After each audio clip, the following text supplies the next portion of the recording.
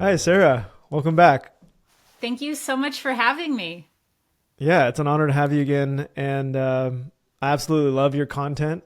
I say this a lot, but I think that you are the perfect and rare combination of super high awareness and confidence. And you just speak with such authority and conviction that, I mean, that's how I prefer to get my messages. I don't want all this like second guessing and questioning. So you do an amazing delivery.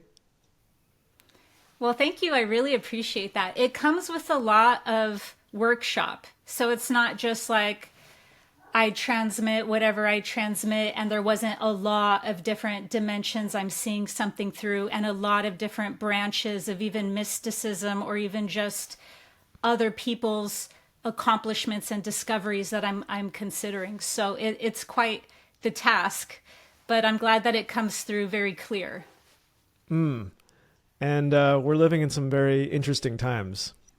I feel that we're in the midst of a spiritual war, and you're right on the front lines of it.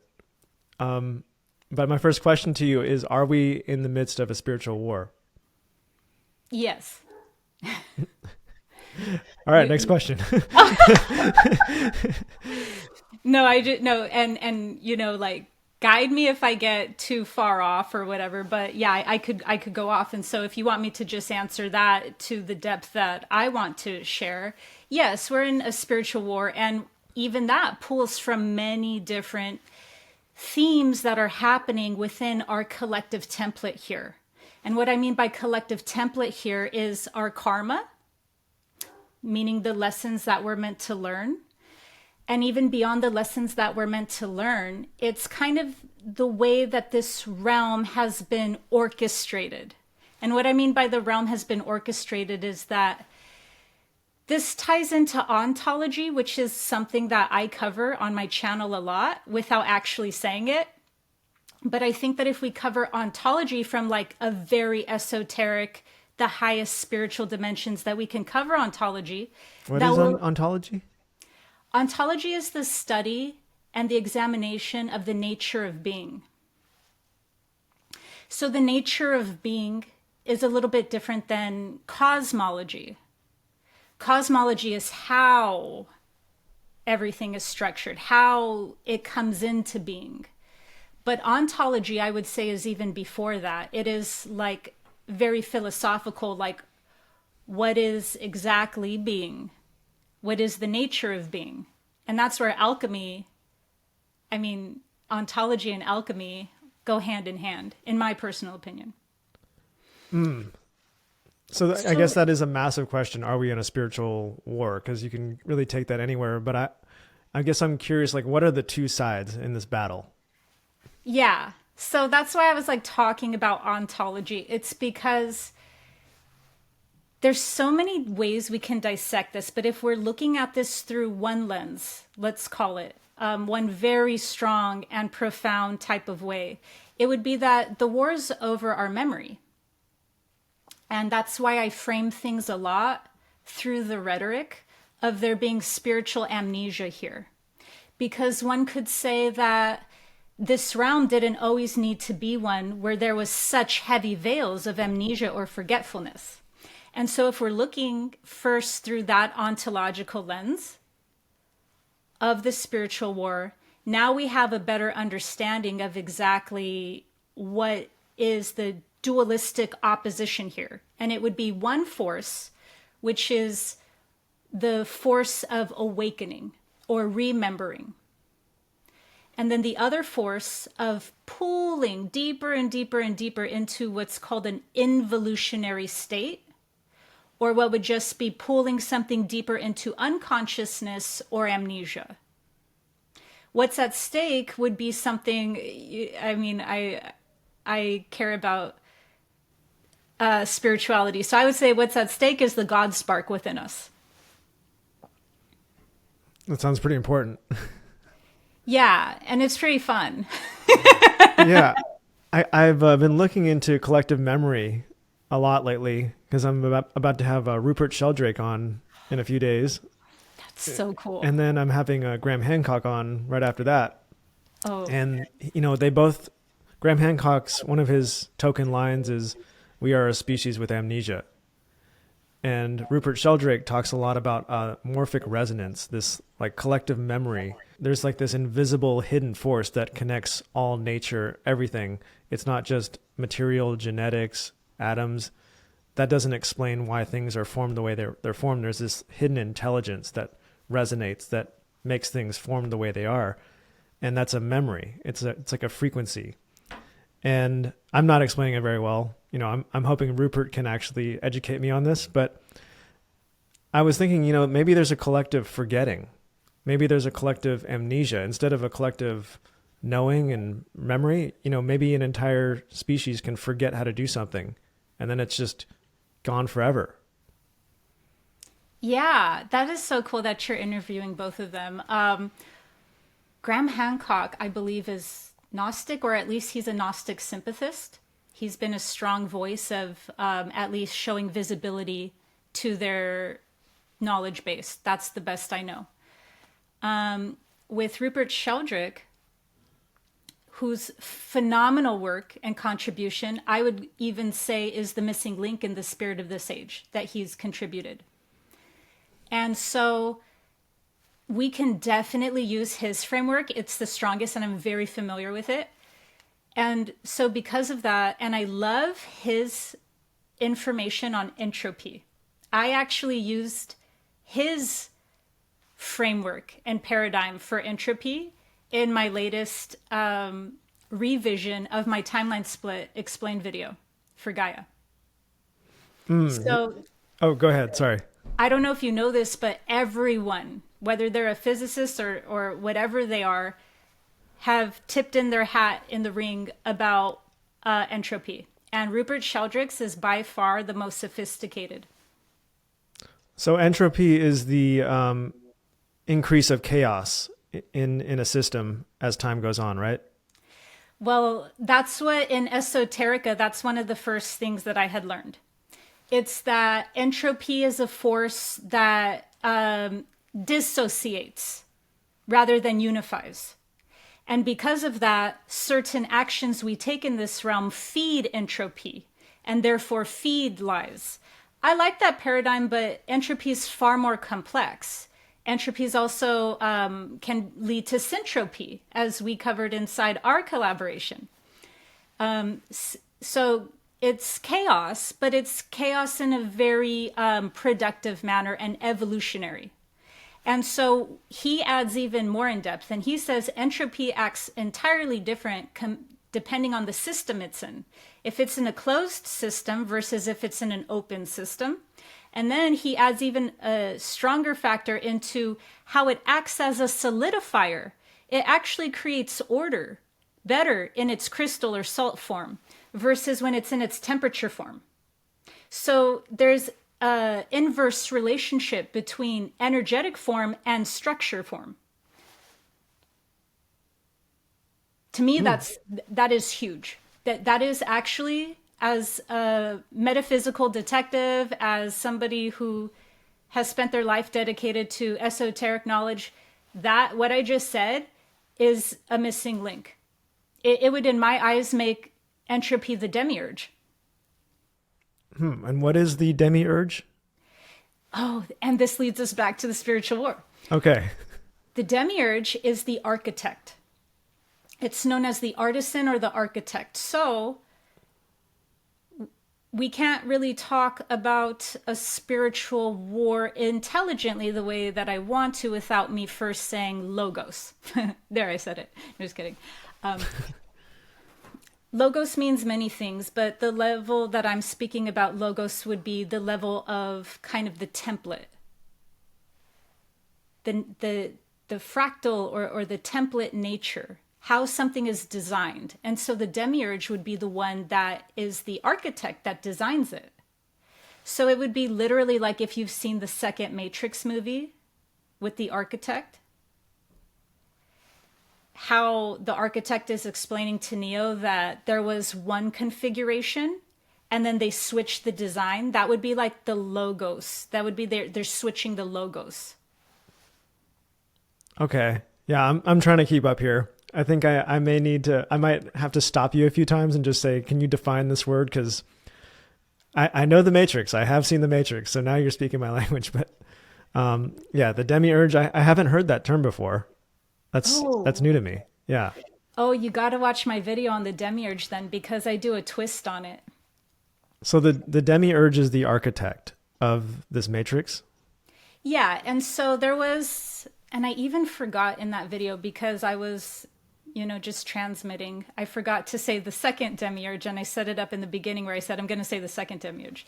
The first demiurge we know is like a malevolent one. It is one that is meant to entrap our consciousness into the material realm and then feed off of whatever energetic spark it can while tricking us into believing that it's more divine than us and that we don't have the God spark even in the first place. So you'll see a classic trope. I'm sorry to, do you know what trope means? Trope. Yeah, like a theme or a archetype or a, yeah. I don't know how to explain it, but I know what you mean. So this is like my favorite slang term that Gen Z revived. They resurrected the term trope and now they say it all the time. And man, in my field, everything's tropes. So now I get a great word to wrap things up. So there's a common trope, which is wanting something while convincing you don't possess it. Can you say that again? Wanting something while you don't possess it. Trying to extract something from a source while at the same time trying to deny the very thing within them that they are trying to extract. So in this case, it would be like our divinity. It would be like the God spark in us. And if I have to be more precise or substantial about what's a God spark, it would be our internal blueprint that we have the full fractal within us. We contain all of the fractal within us. What that means is we can evolve. Not every single station in our atmosphere can evolve. You could look at everything in a stage of graduation. But we contain the whole logos or blueprint within us. And so because of that, we have the potential. Man specifically means demigod. So the human form is actually an initiation stage. So how this ties into the war and a demiurge is that the first demiurge that the Gnostics, at least, Gnosticism would speak and teach of, is that there is a false god. There is a false architect, one that has designed this reality in a way that is a poor imitation, a ripoff of something that is far more organic, something that is far more compelling and divine, which kind of reminds me of our last talk about a simulation with worse and worse resolution. So the demiurge is this architect that has an agenda. And then from there, we kind of like see the different sides of the demiurge. Like one side of it is the demiurge didn't ask to be born in the first place. It's a blind god because it cannot see above. It cannot see there is a god above it. And so there's a sympathy that can be had for it on one side because you can really see almost a villain backstory behind it. But then on another side, and this is the more popular side, the demiurge is flat out arrogant and is blinded by hubris. So from that angle, it doesn't want to know if there is a God above it. It doesn't care. What its main concern is sure, you can sympathize with it or not, but it will continue to do what it does, which is try to act as a strong force of predeterminism to put you to sleep. And that would be one way of looking at the spiritual war as well. Okay, so I'm in my mind, I'm trying to make this more black and white, but it probably isn't black and white at all. No, please try. So on one side, we have the good, and we have this remembering, we have an awakening back to this organic Garden of Eden almost. And then on the other side, we have this architect, this demiurge that is trying to force us back into this like locked state of forgetting, into the material world where we're just victims, I guess.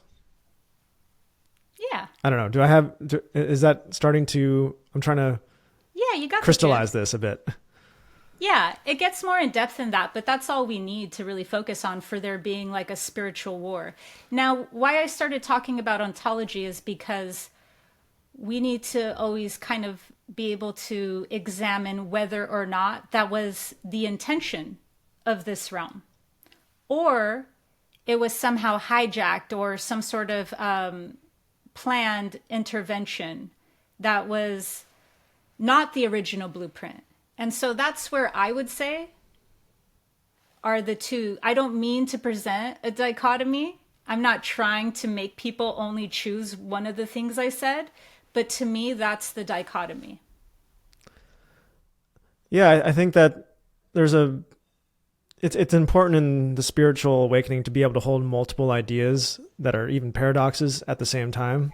And so like one of them is that we're all one, our souls are all one. We're all in this ocean of consciousness, but at the same time, there is this split between the 5D and the 3D. And I love in our collaboration how we discussed that. And I loved making the art for that, because when you do split it into the two sides, it makes it very clear. There's like this one dark path that's just like turning your mind off and going into this autopilot mode, into like material and pleasure and addiction and just being a slave to it. And then there's the other way where it's like free will, creating your destiny, purpose. And I feel like it's creators like you and I that are trying to pull people towards the purpose path. Hopefully. Oh, absolutely. Yeah.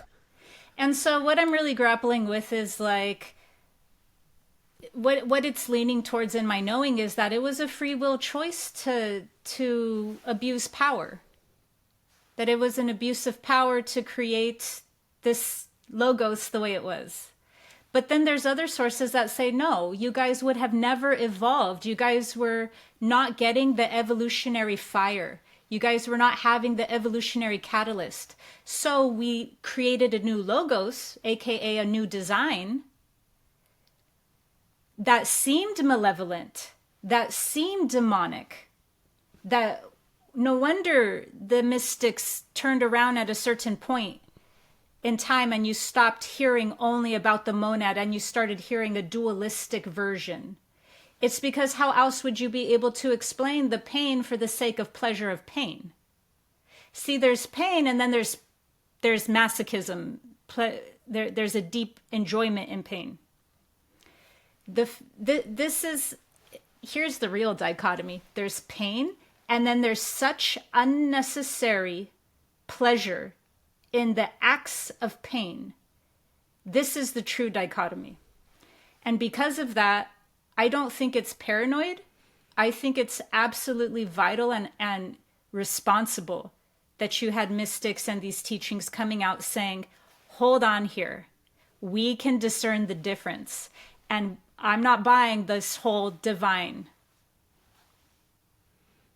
Yeah. I've looked at the pleasure pain thing as a spectrum, a cycle, and also dual, a dichotomy.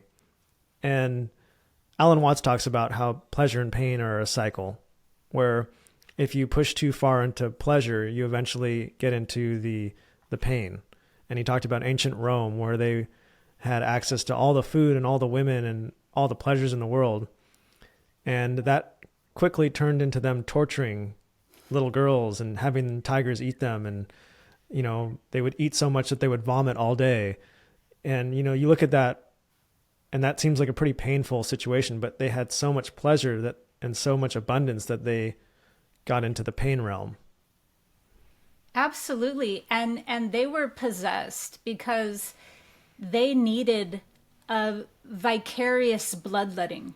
That's what those stadiums was about. It was a collective cathartic of that state that you're speaking to, in my opinion. Yeah, and I think we're seeing something similar today with things like Epstein and what these elites do.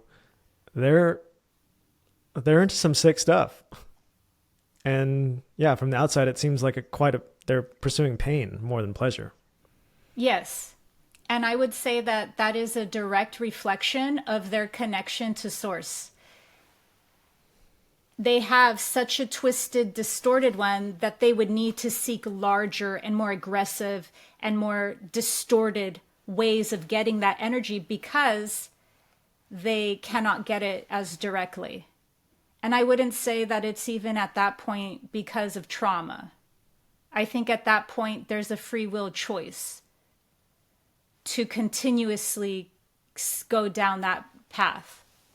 But yeah, with Epstein too, I don't think that the Netflix documentary, I don't know who made that, but that almost felt to me when I saw it like a cover. I was like, this almost sounds like a promo. Like what they covered was nothing of the truth. There was so much deeper and darker stuff. Yeah, I just had a Whitney Webb on recently, who's done a ton of research on Epstein. And basically she told me that Epstein was like this little middle management guy who became the face of it and became the fall guy.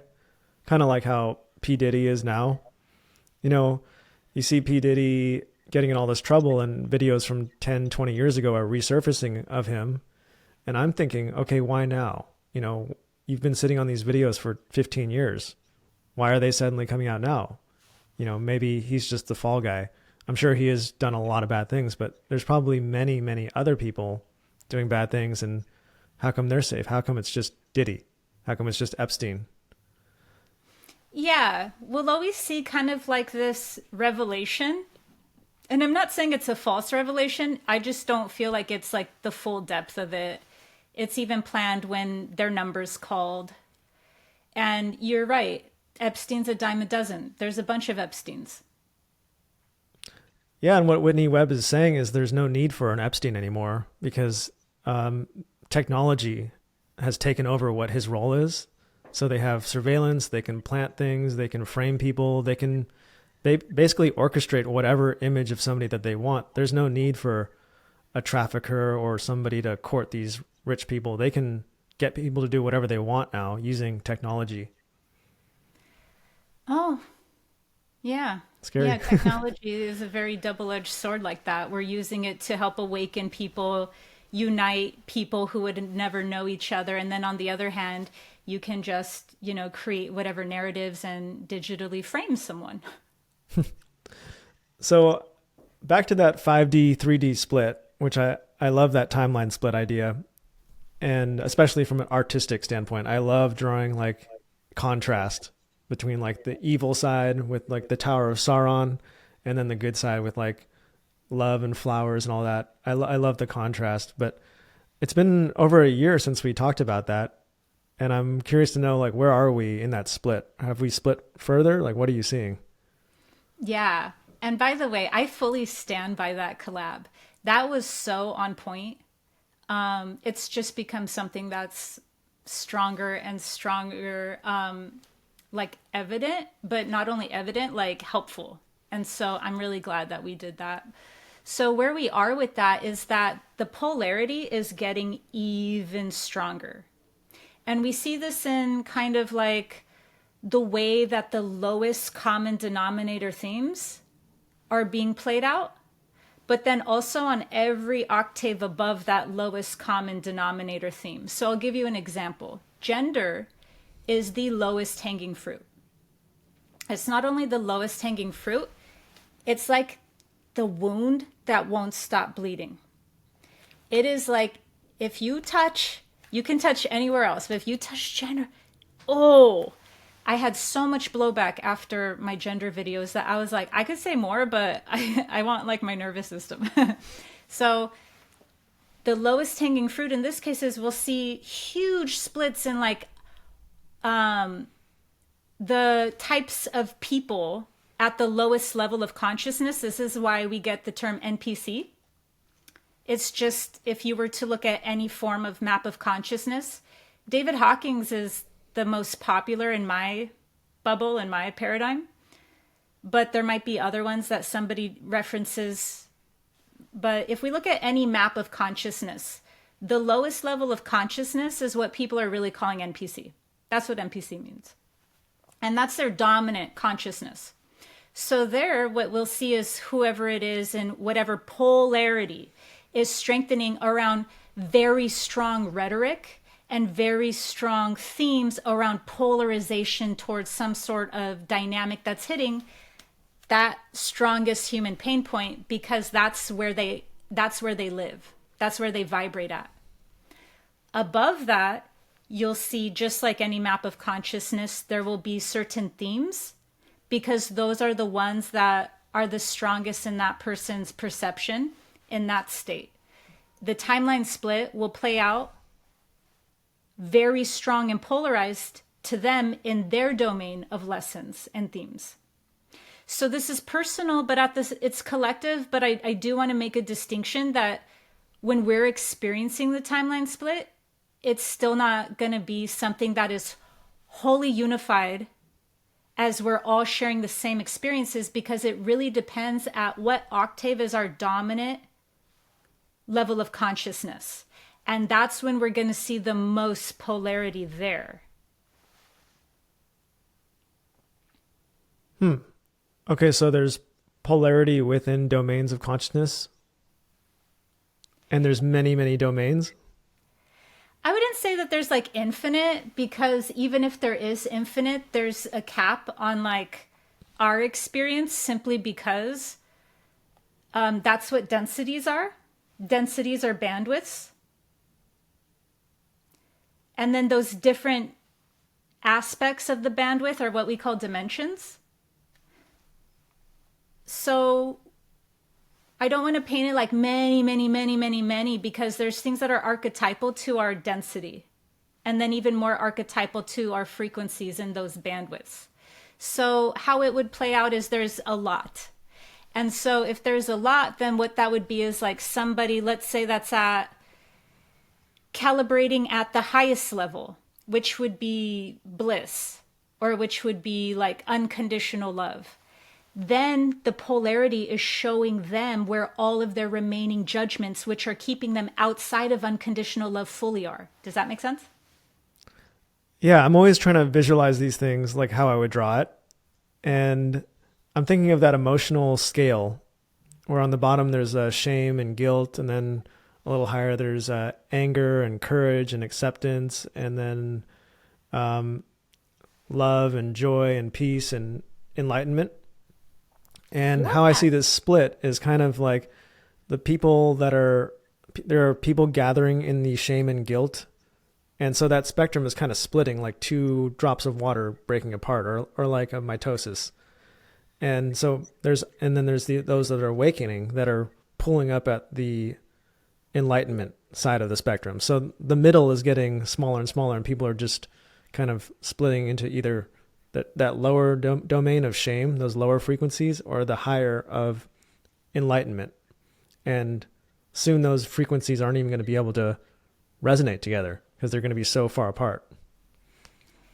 Yes. And then I would say perfectly how you put it, vertical,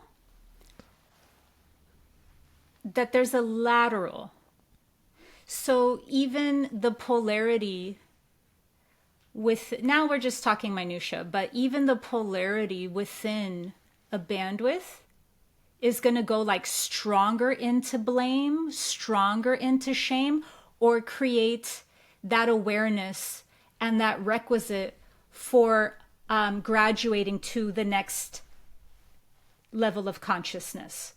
So, and that would be one where it's also what we would consider like more merciful, but that's why there's alchemical stages, right? Because if it was just between the ones who are already stepping strongly into unity consciousness, not on the cusp, they're already in unity consciousness, and now they're going through refining that. I believe it would be a much easier or a more accelerated process. But because we're also seeing people get to play out different themes for that opportunity to evolve into that now vertical one, there it's almost like it's almost like we're given a grace period. It's like we're given grace time for those to come into that. Does this make sense? Yeah, I love how you're explaining this in like shapes and geometry, because that helps my mind wrap around the concept. And I guess I want to get back to like the material world for a sec. And how does somebody go from being in that shame, that lower vibration though? How do they elevate? Is it like incremental, or can you do like a quantum leap to the top? Like, how does that work? It really depends on a lot of factors. I'll give you the gnarliest one just because, you know, you always pick the most compelling part of a movie script. I have heard stories about people's higher selves levitating a watch in front of them while they were completely asleep. Wow. That is divine intervention at its strongest. So why I told that was because that's gonna freak a person out, hopefully enough to start asking questions. And then quite literally, they communicate quite literally, like, it's time to wake up. When I was being heavily first communicated with my higher self, I kept seeing 1144 everywhere. But it was because I was purposely having my consciousness altered so that I would pay attention to that number, so that then I would start establishing some form of communication with my higher self, so that then my higher self would be able to go, okay, I can communicate to her through 1144s. So the way that it happens can be done in so many different out of the box ways. And then from there, it will require the person's free will to really like embrace that worldview. And so it depends on the person's capacity to embrace worldviews. Because I gave you like the most woo, but then also if you look at your everyday examples, it will still require a person's own free will to kind of start self-examining their suffering. That's what suffering is the perfect agent for in this realm. Wow, you just blew my mind there for a sec, because you said 1144, and my special number is 144. Whenever I see that number on a license plate, or even backwards, 441, I know that it kind of makes me feel like, all right, you're in the right. It's like a boost of positivity. I'm like, oh, there it is. There it is. I could be stuck in like the worst traffic jam, but if a license plate comes by with 144, I'm like, yes, sweet.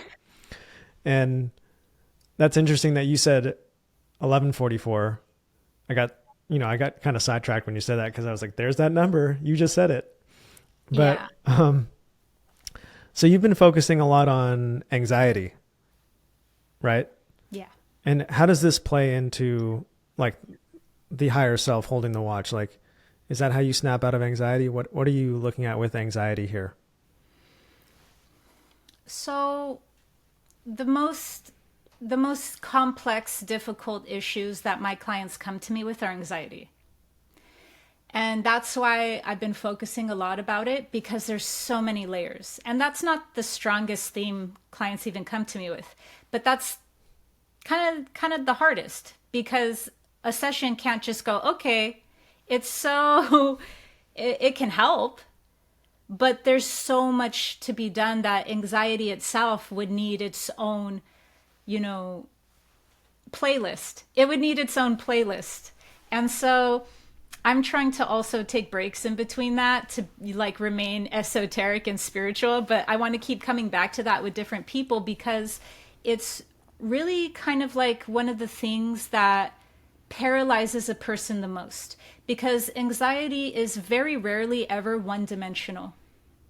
It's usually traced back to something so epic, so large, that it makes the worldview of the person crippled. But they don't know this. This is happening at an unconscious level. And so I view anxiety, because of everything I said, as highly esoteric. And multidimensional, but if I had to go to like the core, I would say that anxiety is the existential dread of the will. That's very well said. I think like everybody's going to have their own individual problems and every case is different, but at the core, yeah, it's about will. And if you don't believe in yourself, if you're not able to express your free will, if your free will is suppressed, especially if it's suppressed, that is going to pop itself up in very ugly ways, in other aspects of your life. Anytime free will is suppressed, you're going to have to basically hurt yourself in order just to feel like you have some free will. Just to show yourself. Ooh, yeah. that's deep. Yeah. Yeah, I see it a lot with people who work jobs that they absolutely hate. All day they're not using their free will. It's suppressed. They're constantly doing behaviors and actions for somebody else. And then when they get off work, they have to drink themselves to sleep, basically, to just counteract the scale of what they did all day. And it's almost like I felt it. Like the worse the job that I've worked, the more I'd had to do detrimental things to myself after I got off. And then if I'm doing something that's very much in my purpose that I love doing, I have no interest in drinking or doing any of that. So what do you think about that? Yeah. That was the strongest and clearest and groundedest way to explain distorted will. Yeah, and I wanted to get your thoughts on alcohol too, because we're kind of bringing it up now. What are your thoughts on alcohol? Do you drink, or are you against it? Or? So I didn't drink for about, I think like 7 years. And then I was watching this one Sufi because I come from the fourth way and I still consume fourth way content. It's a Gurdjieff's spiritual system. It's called the fourth way. And I was listening to this one fourth way Sufi, and he was talking about how people can get an ego around not drinking. And that it could, and he was basically saying anything can become your next identity. Anything can become the next thing that you lock yourself into as your new spiritual essence. And that's actually something I know very well, but the universe likes to bring up different people to tell you things that you already know. And so I was like, yeah, I've been really harsh on alcohol because in mysticism, altered states of consciousness were always either done through breath work, mainly through breath work, or they were spinning. That's where you get the whirling dervishes. They were done through some sort of medium, and spirits was a very strong one. And then even their own forms of psychedelics. And so there's all these things that are valued in mysticism as ways to enter altered states of consciousness.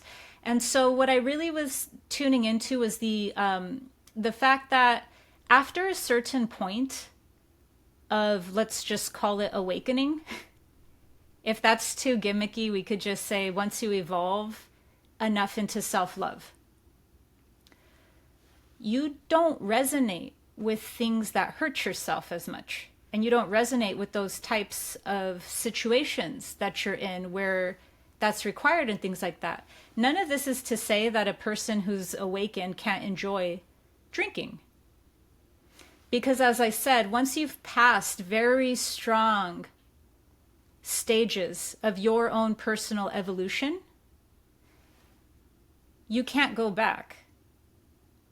And this isn't an accident, because there's many people who wake up and then they go back to sleep. I'm not talking about that dynamic. I'm not talking about people who are like in between and like flirting with higher states of consciousness or not. I'm talking about when you're on the path and you're very clear about that, and that's your goal to, embody more of your higher self. Once you've, committed, having some drinks is not going to uncommit you. It's not going to turn you back into the person who you were in high school, if that's what people's reference point is for drinking, or whenever they drink. Because they won't even be drinking that same way. So there's a different connection with it. It's seen as maybe like how I said, where you can use it in a very conscious and intentional way to produce an altered state of consciousness for the sake of getting now more information now, just not through the sober lens. So you'll see like a stillness stream and you'll see an ecstatic stream. Everything I'm talking about requiring substances to help you get into altered states of consciousness can be looked at as ecstatic. Ecstatic's still valid information. It's still a part of the scope and spectrum of gnosis. So if I'm looking at it from that very high level, then it's fine. If somebody's teeter-tottering in between their own personal journey and their own commitments and level of consciousness, drinking will flat out just blunt you. It will act as a huge barricade to ever fully being able to move forward, because you're too committed to that identity and the somatic body and the identity. That's a really great attitude. I like that. It's free, because a lot of spiritual teachers and people in the self-help, they're kind of all or nothing. They're like, no alcohol, and they wear it like a badge of honor. And I hear people say, I haven't had a drink in 2 years, 4 days, 6 hours, and 10 minutes. And I'm like, if you're counting seconds, just have a drink. Because you're now, like you're saying, you're now identifying. You're now identifying with not drinking. That's your new identity, or like not smoking. And like, to each their own. Everybody has their own whatever. I think probably not drinking is better than drinking. But I don't know, if it's on your mind constantly and you're just torturing yourself with it, just let loose a little bit. I mean, I don't know. I hope this advice doesn't cause somebody to fall off the wagon or something, but yeah, I like your attitude. Like, don't identify with either doing it or not doing it, right? Yes, and your advice won't make anybody fall off the wagon, because somebody who could take what we're saying and fall off the wagon was looking for an excuse anywhere to. Very true. Very true. So what should we identify with, if anything? With alchemy. We are in an alchemical process. Thank God that never changes. Yeah, that's what I was thinking. I was like, everything forms an identity. And I'm like, but alchemy is always about changing. So I did pick a great brand. Yeah, why did you pick that name? Alchemy is at the heart of mysticism. It is something that I have actually felt like I was given, because I'm sure everyone wanted this name. So because of that, I hold a very high standard of myself because of that. Because if it was given me, that doesn't mean, oh, it was me, I'm special. It means that I could be the keeper of it and use it responsibly. That's how I see it. Oh, that's great.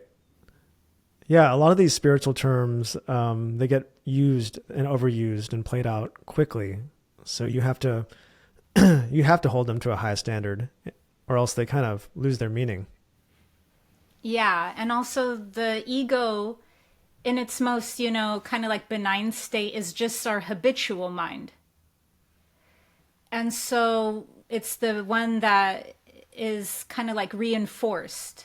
If we were to look at this from like neuroplasticity, it would be the thing that needs rewiring. And so because of that, even words can be blunted that once were probably very useful to a person to help them understand things. Words, if they're just said and they're not actually like shown in a different paradigm, with new words even and new context, things can just blunt us because we'll take it and we'll make it habitual. Yeah, I'm noticing that with a lot of words now, is they're losing their meaning. If something does have meaning, it gets thrown around so much that then it loses its meaning.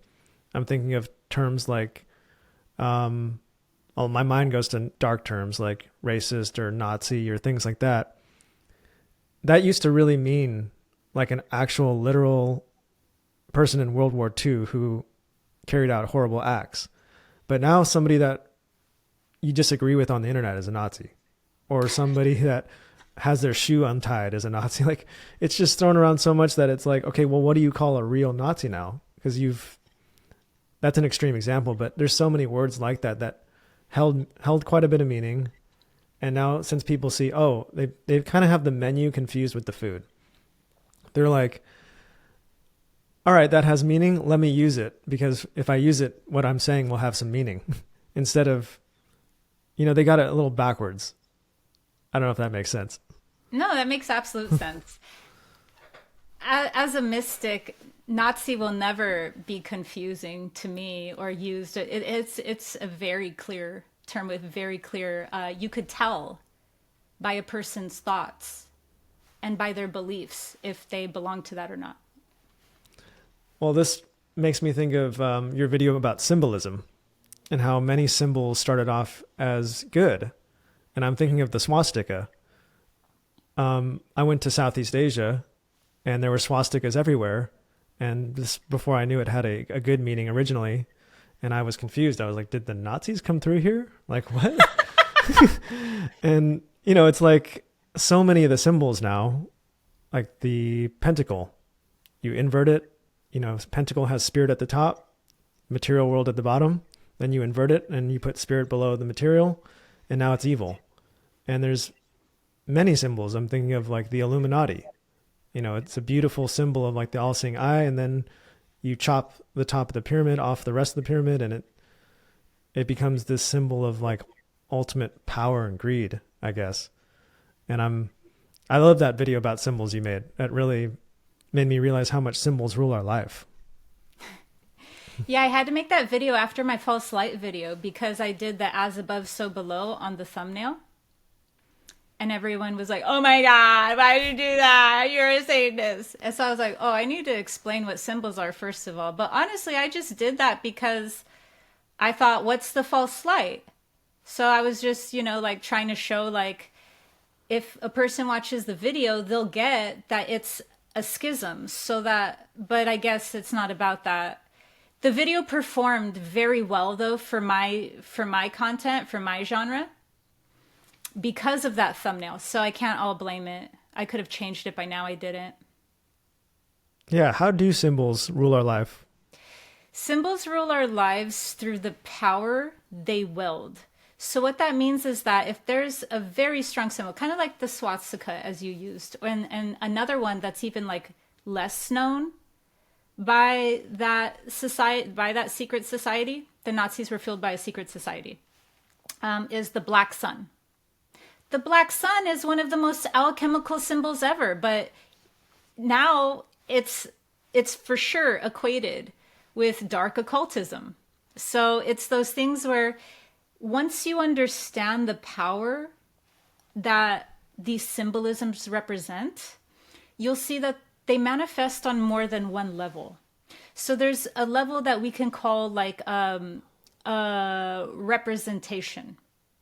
These symbols are showing you a representation of a thing that is powerful. And there's this huge fight in like the medieval times about like people saying, no, that's all a symbol is. It's just a representation of something that's too abstract. And then there was this other kind of like school of thought that was like, no, no, no, no, no. The symbols are the power themselves, and they're just the closest proximity to it that we can touch. So they're not just a thing that's pointing to the above. They're the closest representation of that thing.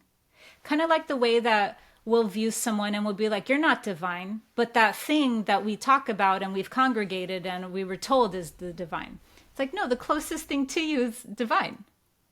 It's just in this realm. So it's expressing in how it would look in this realm. So symbols are all of those. There was no need for a fight. Symbols manifest their power on more than one level. So not only are they pointing to an archetypal power and representing it, they also literally contain that power within it. And then on top of that, what you'll get is something, and this isn't taught, you'll get the gnosis of a symbol. nobody can tell a person the gnosis of a symbol. When I started, I'm trying to wean off of the word downloads, but I'm going to just kind of like rely on them for this because I can't think of a better word. When I receive downloads from a symbol, nobody teaches you that layer. And that's why you'll see like Da Vinci, like Da Vinci paintings will have like more than one layer to them. So you'll learn about one layer where it's like, yeah, there was a cult of John the Baptist. Okay, yeah, there was a cult of John the Baptist, and I'm sure that that's why this artist put this inside there. It was to symbolize that.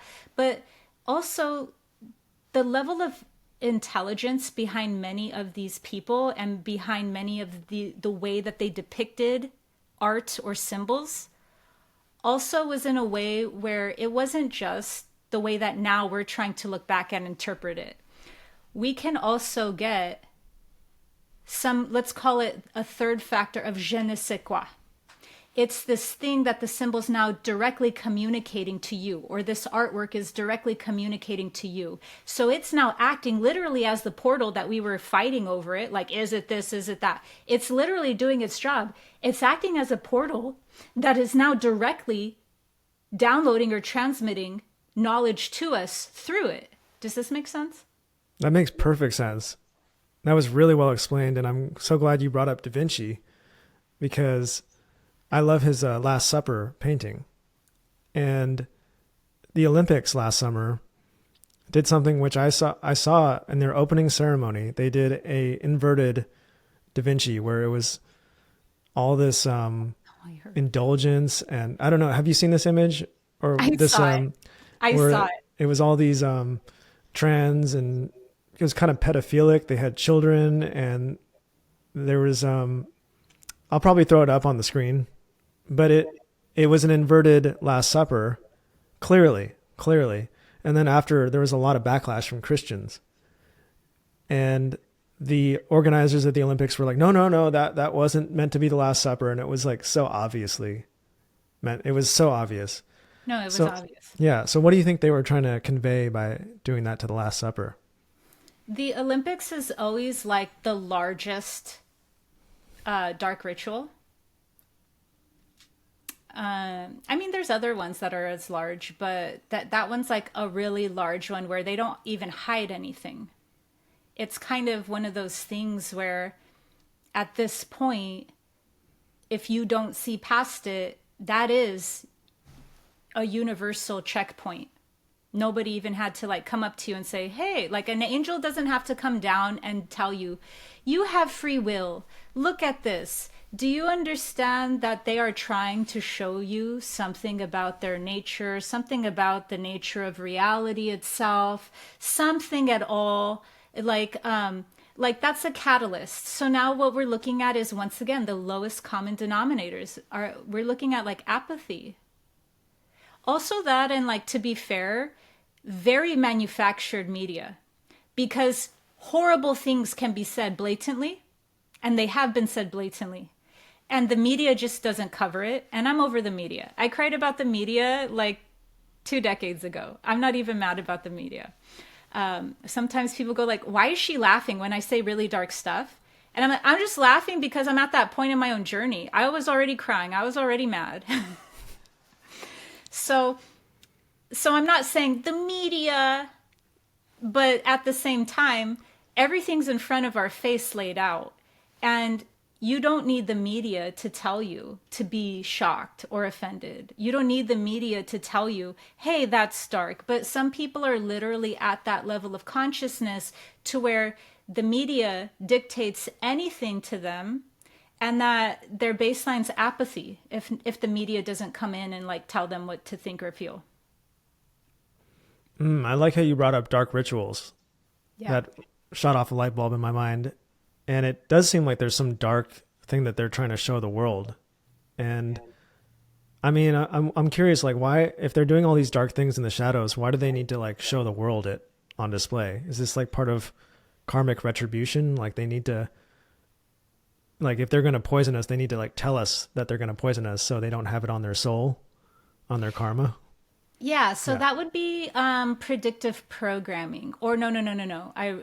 That would be revelation of the method. So what they're doing is revelation of the method.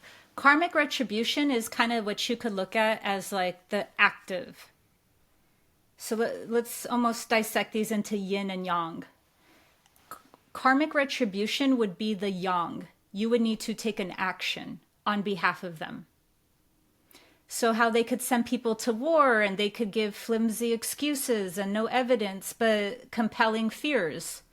If those people are doing those biddings, they still have conscious. And I don't mean consciousness, conscious, like good or bad.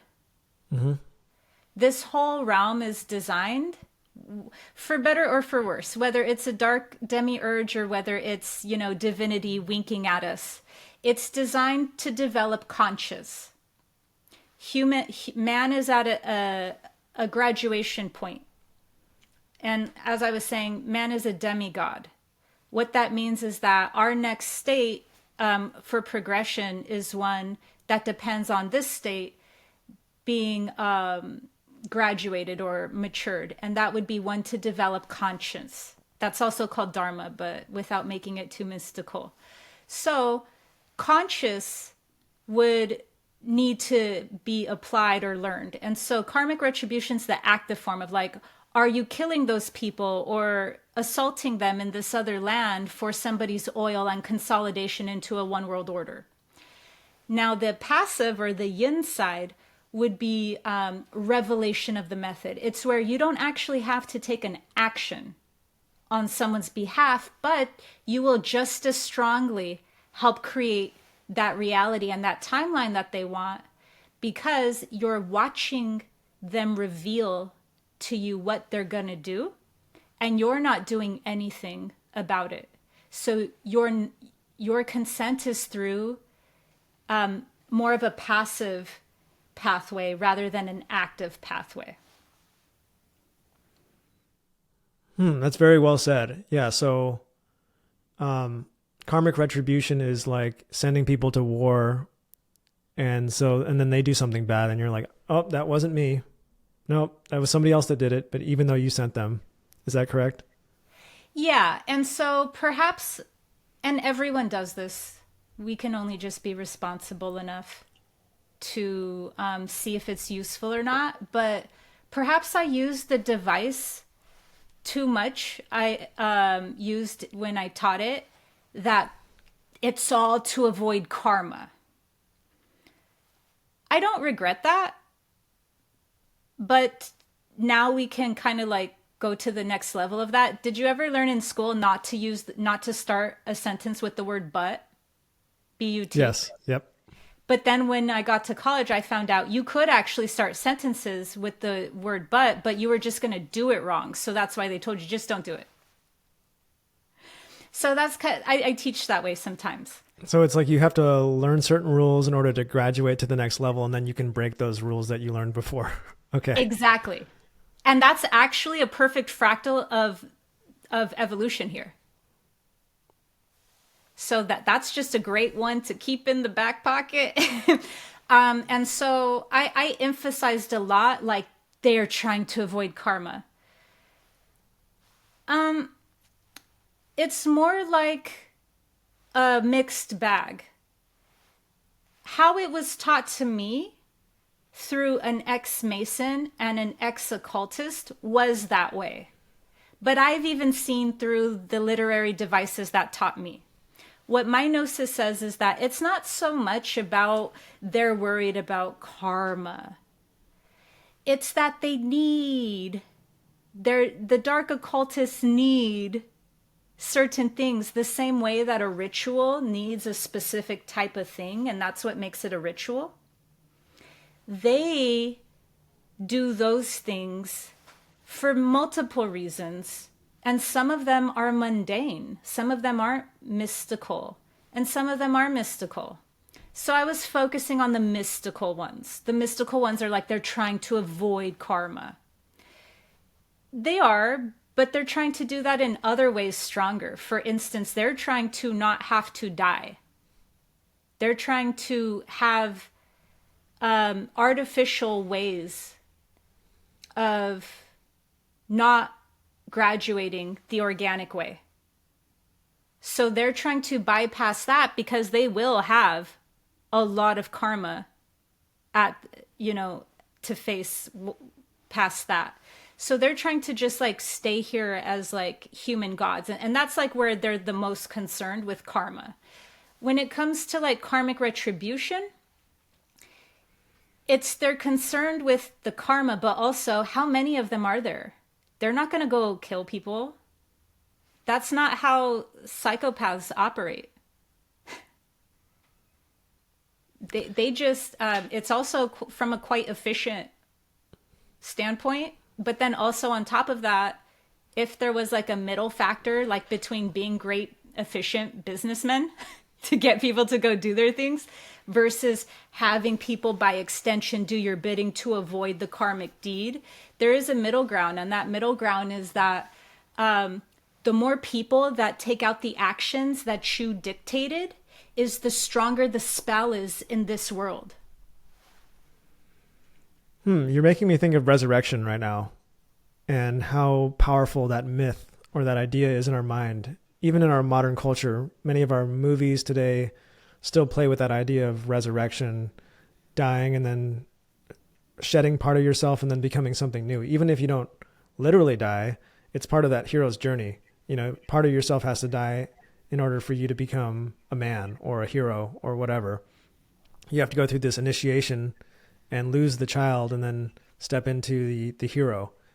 And what you're saying about these people refusing to graduate and go to the next stage that want to live forever, it's kind of like those myths that are the inverse of resurrection, where somebody's playing God or they're like Frankenstein. They're refusing to die. And we, as the viewer, know that there's something very wrong with what they're doing. And those stories play out in a satisfying way because I can't remember how Frankenstein dies, but it's very like perverted and inversed. And, we know that you need to graduate to the next level. We know that you need to evolve and shed parts of yourself. This is an important part of the Eleusinian mysteries, where their like creed or their mantra was that you need to die before you die in order to really live. And this is also found in like Eastern mysticism. Confucius said, we have two lives.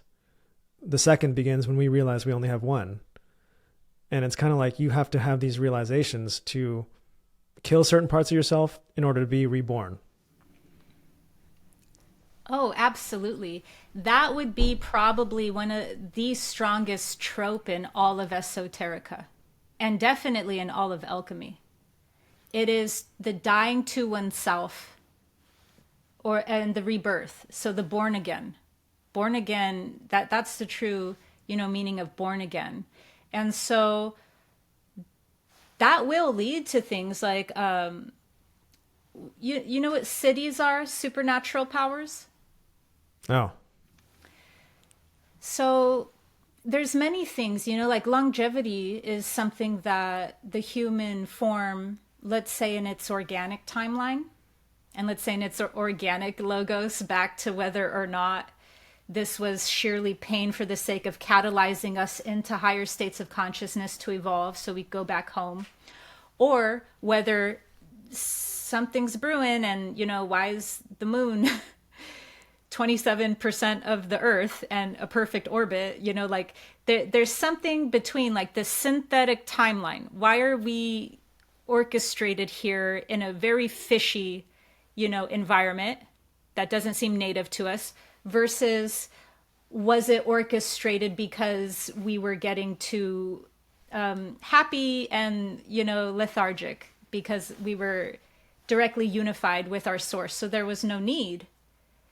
So it's whether we pinch that connection and turn it into separation, then we get fear, then we get what happens when you pinch something, it will now suffocate. So now you'll get division, which you'll get like pathway, service to self, service to others. So that whole dynamic of duality can only be played out if that conduit is pinched.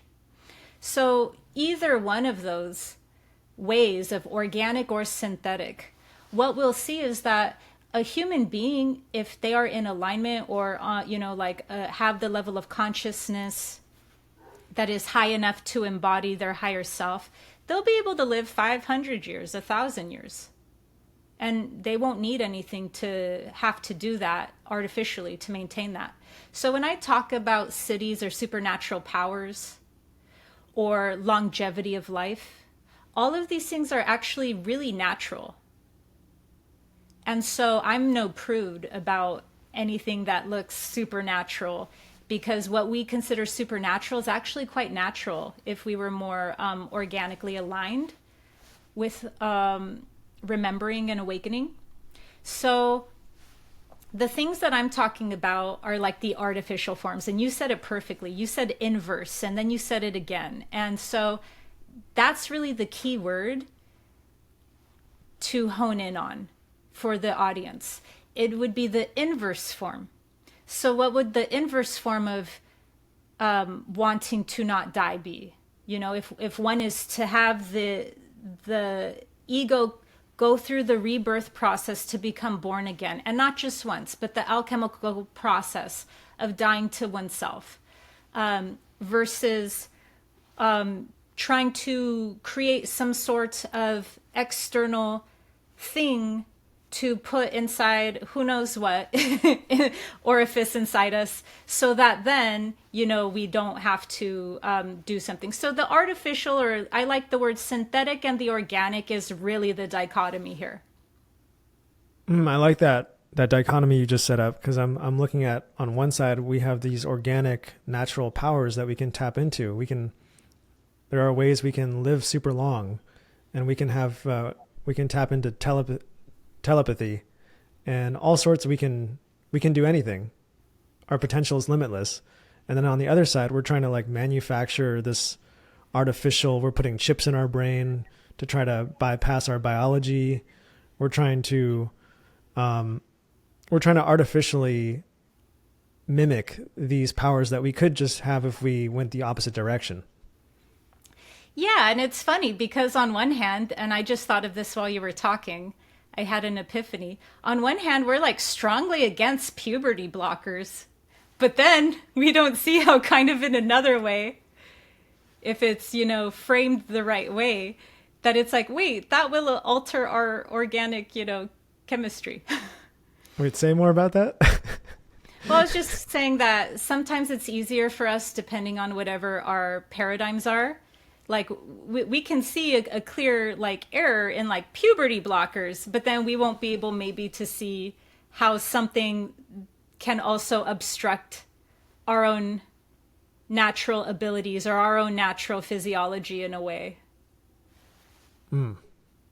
Because both of them are having the premise of being presented as positive for us. Yeah, it's all about how it's presented. Yeah, if something is presented, if I walked into a doctor's office and I said, "Hey, I want to be castrated," they would say no, absolutely not. That's not ethical. But if I said a different story, they'd be like, "Happily, yeah, this way, we'll do it for you."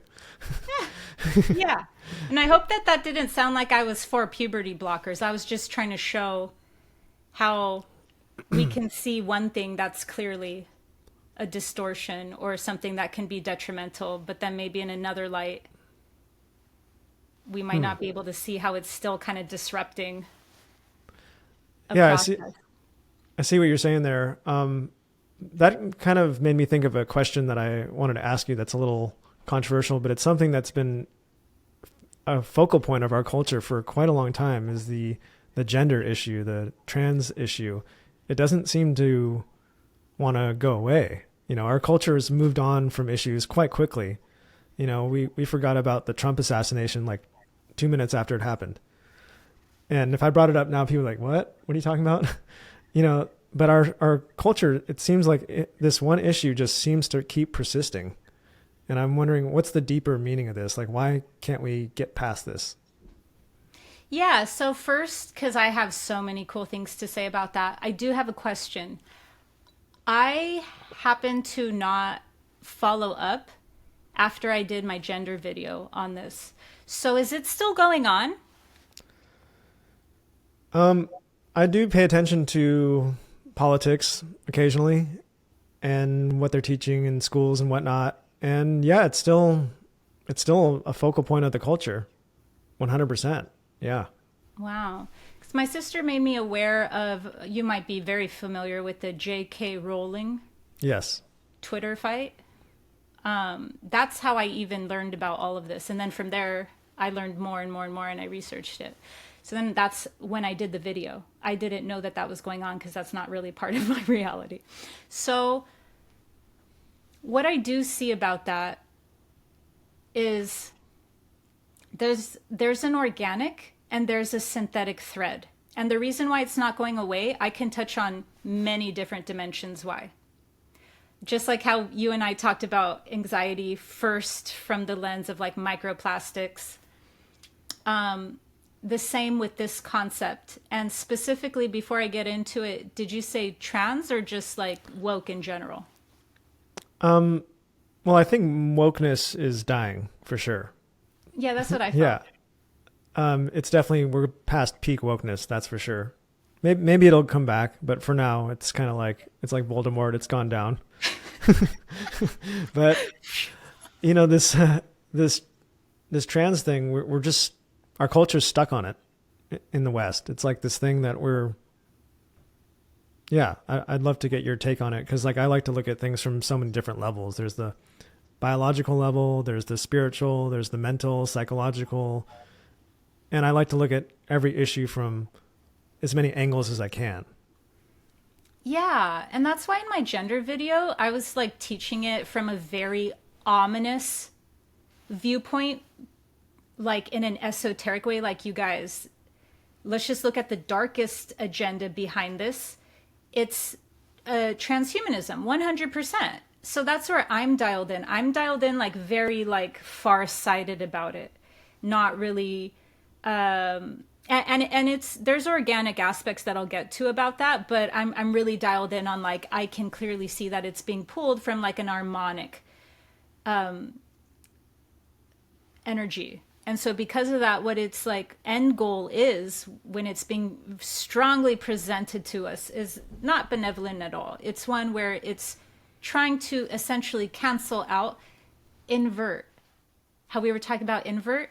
So if the positive form of integrating the genders would be one to create more integration, even alchemy between the being's own hemispheres, which is done at an energetic level. So this isn't about making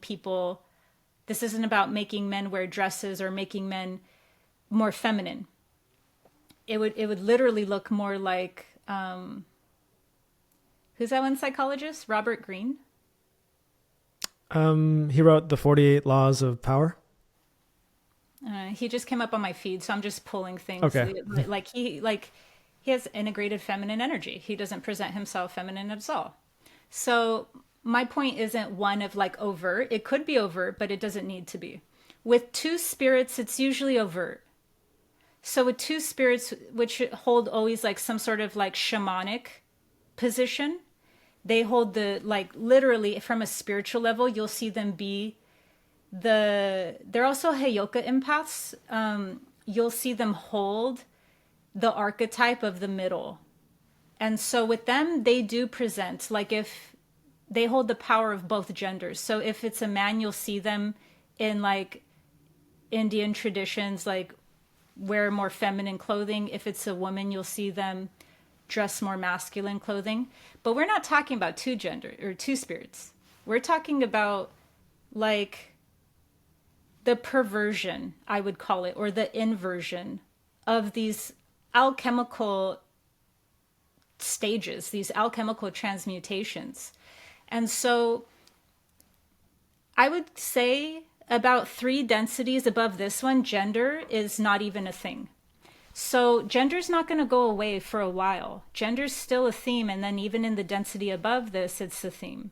So because of that, it's important, and we can't just skip to the top and go, oh, well, you know, there's not gender because we come into this experience for a gender. Anthroposophy or Rosicrucianism even believed that one soul would need to incarnate within like a 2000 or I forget, like 12,000 year span of time, both as a male and as a female, or else they won't get the full perception of that age. So gender, you learn so much through gender. So it's very important. I want to honor that before I just go, yeah, you're supposed to create alchemy. Alchemy is also learning things through the biology of something. Even however integrated you are at an energetic level. So what you'll always see is an organic and an inversion. I am not saying that trans people are all inverted. I believe, and I know this is controversial, this isn't going to get me any points in my community, but I believe that there are some souls, and that was their pre-birth intention. It was to experience that level of a lesson or that level of karma or that experience of being trans. And because of that, that's organic in my perception and in my definition, if it's your pre-birth intention. And if you were conscious of it, because so much of us are, we don't have enough creative agency to say that we're actually choosing things, which is the whole point of why beings have to come here and help others awaken or remember anyways. It's because if not, you can't truly say that that was your pre-birth intention. At that point, you're just too much in the demiurge and it's recycling you in very manipulative ways. So I had to make that distinction. That said, there are beings who I believe are making free will choices for that to be their pre-birth intention.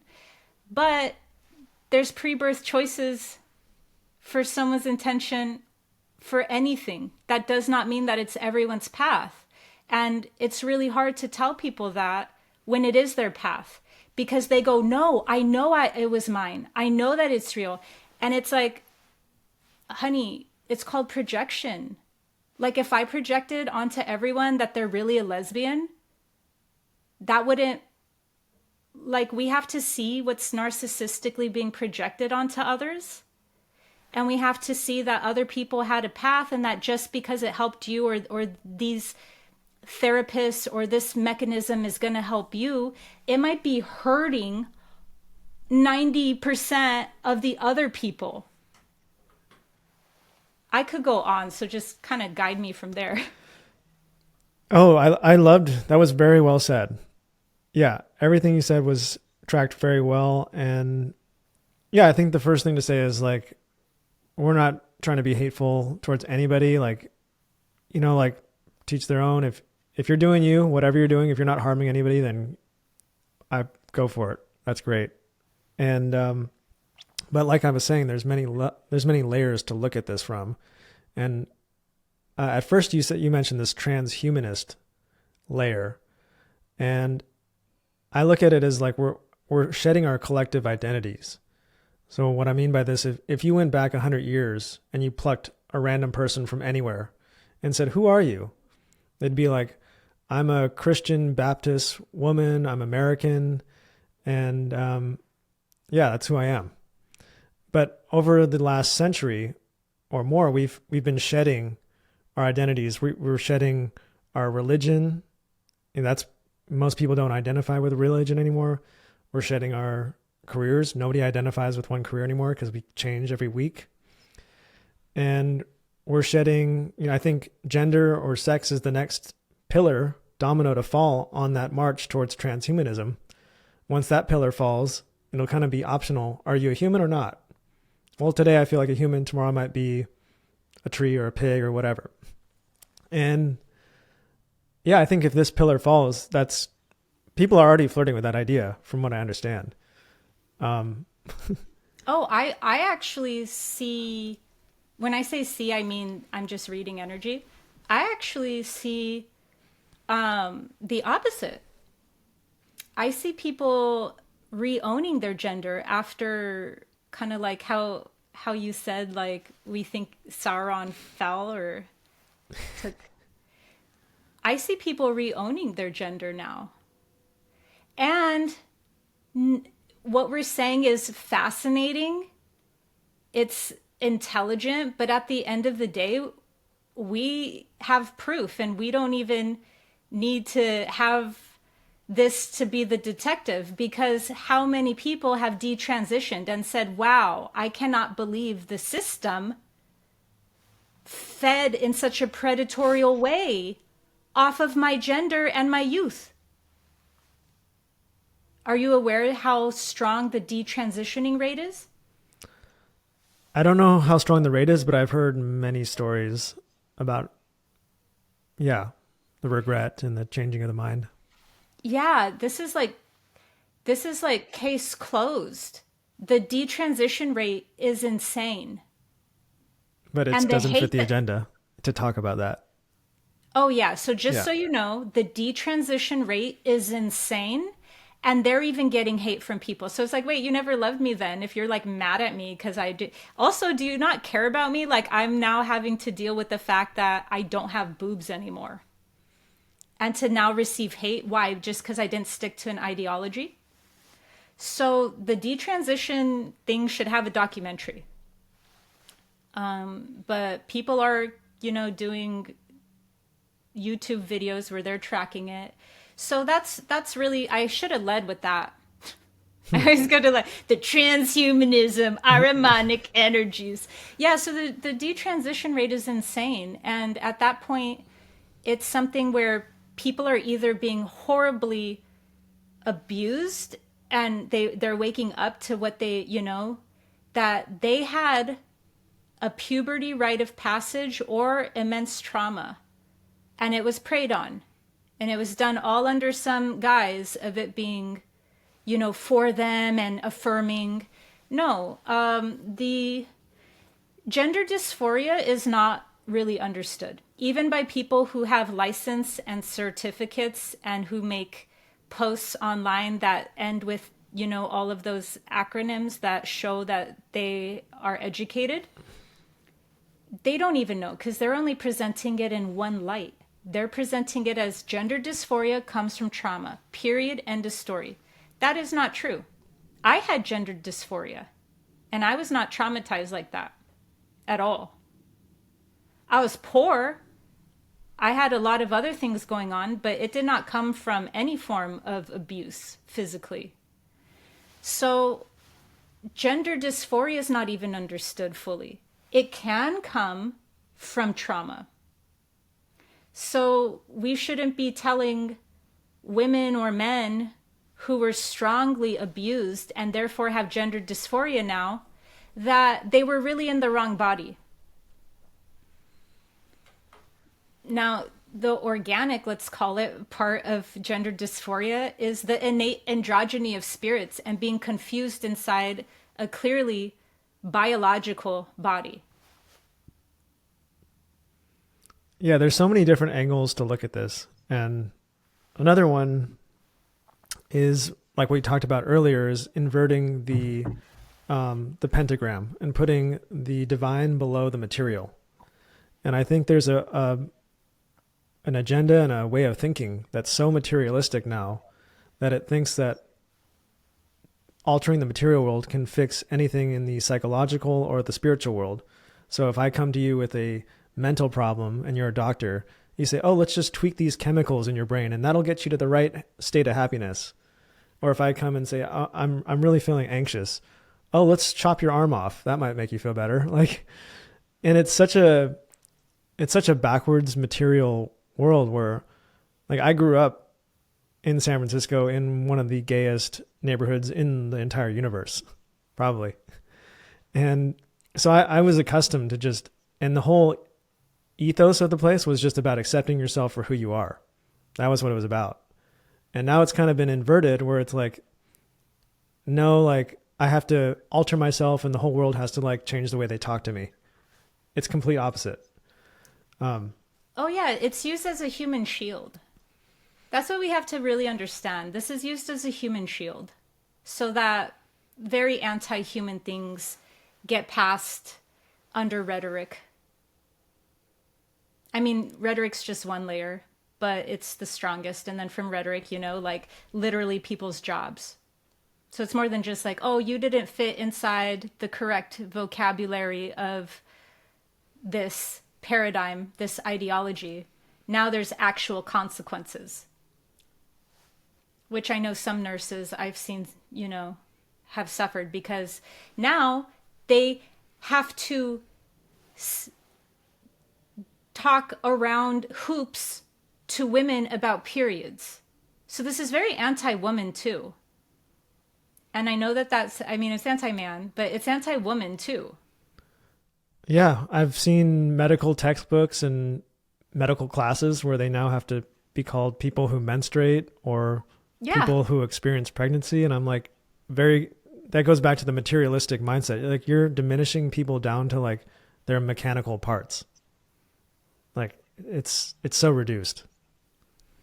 Oh no, even I don't really belong to any community, but even the lesbian community is pissed. Why? They're like, really? We just wanted to be able to like be ourselves in public. Now they're getting kicked out of their own parades because, of gender things. Yeah. But okay, now let's bring this to its esoteric. Yeah. The woke movement in general is the pendulum karmic swing. How many people have been oppressed into making babies against maybe the way that they would have chosen to have sexual relations? You build that up around the oppression, the repression of all of these different strands of, I call them filaments inside our memory. They present themselves to me as filaments. So let's say you come into a lifetime and you have a very strong mission or a very strong pre-birth intention. You'll still have these other filaments that might also be a part of that pre-birth intention, but they're less of the main character. They're things that were never finished or never fully completed in past lives or past experiences. And even when we talk about past lives, that's a specific density. At a higher density, everything's happening at once. So I'm talking about things just, in its most proximity form. So these filaments are like things that need to be closed out for us to experience some sort of resolution within our energy field around these things. So they're not everything. And nobody gives them to us. Isn't this funny? We give ourselves the karma. We give ourselves the things. If we didn't learn unconditional love, remember the top of the map of consciousness? That somehow is an internal magnet always to the soul. So it's something we go, I didn't do this right. Nothing like a punishment. So we'll choose into specific things. Why I'm talking about these unresolved things is that they're magnetic. They will produce a heavy enough pendulum swing for that karmic mirror. So however much we're seeing things act in like a really inverted, not even in like a conscious way, it's still representing a very strong karmic mirror. That's well said. Yes. Because long ago, or 50 years ago, 100 years ago, however you want to go back, the pendulum was very swung the opposite way. And now, it didn't just swing to a balance and stop. That's pretty hard to do. It's always going to swing. There's going to be an equal and opposite reaction. And that reaction went pretty far, and then it broke things. And now it's swinging back. And I guess my concern is that it's going to swing too far again. Do you foresee something like that happening? Okay, this is perfect because the two videos that we collabed on are now strong like keys and guidance systems for much larger things. So I'm excited that we did that. The pendulum swing comes back to like, what is the logos of this reality? Is the logos for us to simply become the alchemist and know that the pendulum will swing, and so we consciously remove ourselves from it, like I said in our collab. Or let's get morphic resonance. How Rupert Sheldrake, and this is the gnosis that I'm receiving as well too, how we can shift the whole patterns that we're calling laws. If the pendulum swinging is such a strong karma that now that karmic movement is called a law, because that's the degree of momentum it has behind it, can enough free will create new patterns that create new laws? That's another way of saying heaven on earth. So when you say law, are you saying something that doesn't change? Because when I hear law, I think everything's in motion and everything's subject to change. I mean, even Rupert Sheldrake talks about how we have all these laws in physics that are actually not laws. Like we think of the speed of light as this constant, and it's not. We think of gravity as a constant, and he shows throughout time that those forces actually fluctuate a little bit. And we think, oh, no, those are little mistakes in our measurements. And he's like, well, what if it wasn't? What if gravity is fluctuating a little bit? What if the speed of light isn't always the same? And that presentation, we collabed on that video, and it made me think that maybe there are no such thing as like a concrete law. Like everything is kind of just a guideline or an observation. You know what it reminds me of? It reminds me of a but in the beginning of the sentence. Yes. Yeah. Exactly. Like it was like, well, you could, but you were doing it not correct. You know what this makes me think of a little bit? This might not be totally related, but there's like this idea that there's my truth and then there's the truth. And we've gone maybe a bit too far on everybody has their own truth and everything's relative. And you were talking about there's this been this backlash, or this people are now saying, okay, I'm this gender. I'm going to own it. I'm going to go back to this traditional way. We may have gone so far in the my truth that people are saying, no, there's just one truth. Let's get back to the one truth. I think it's like a paradox. There's both, but they are often in conflict with each other. Well, you'd be right. So there's a higher truth, but usually when people talk about that, they're actually not tuning into the truth of that one. That one's too large for them. So they're tuning into like an aspect of that truth, and they're calling that objective reality. When that truth that they're calling objective reality is far larger, it's holding objective and subjective reality. And then what we have is closer in degree truths. And so the magician archetype would be one that this is like like lasers, trying to get through all the different lasers to get to like a money vault.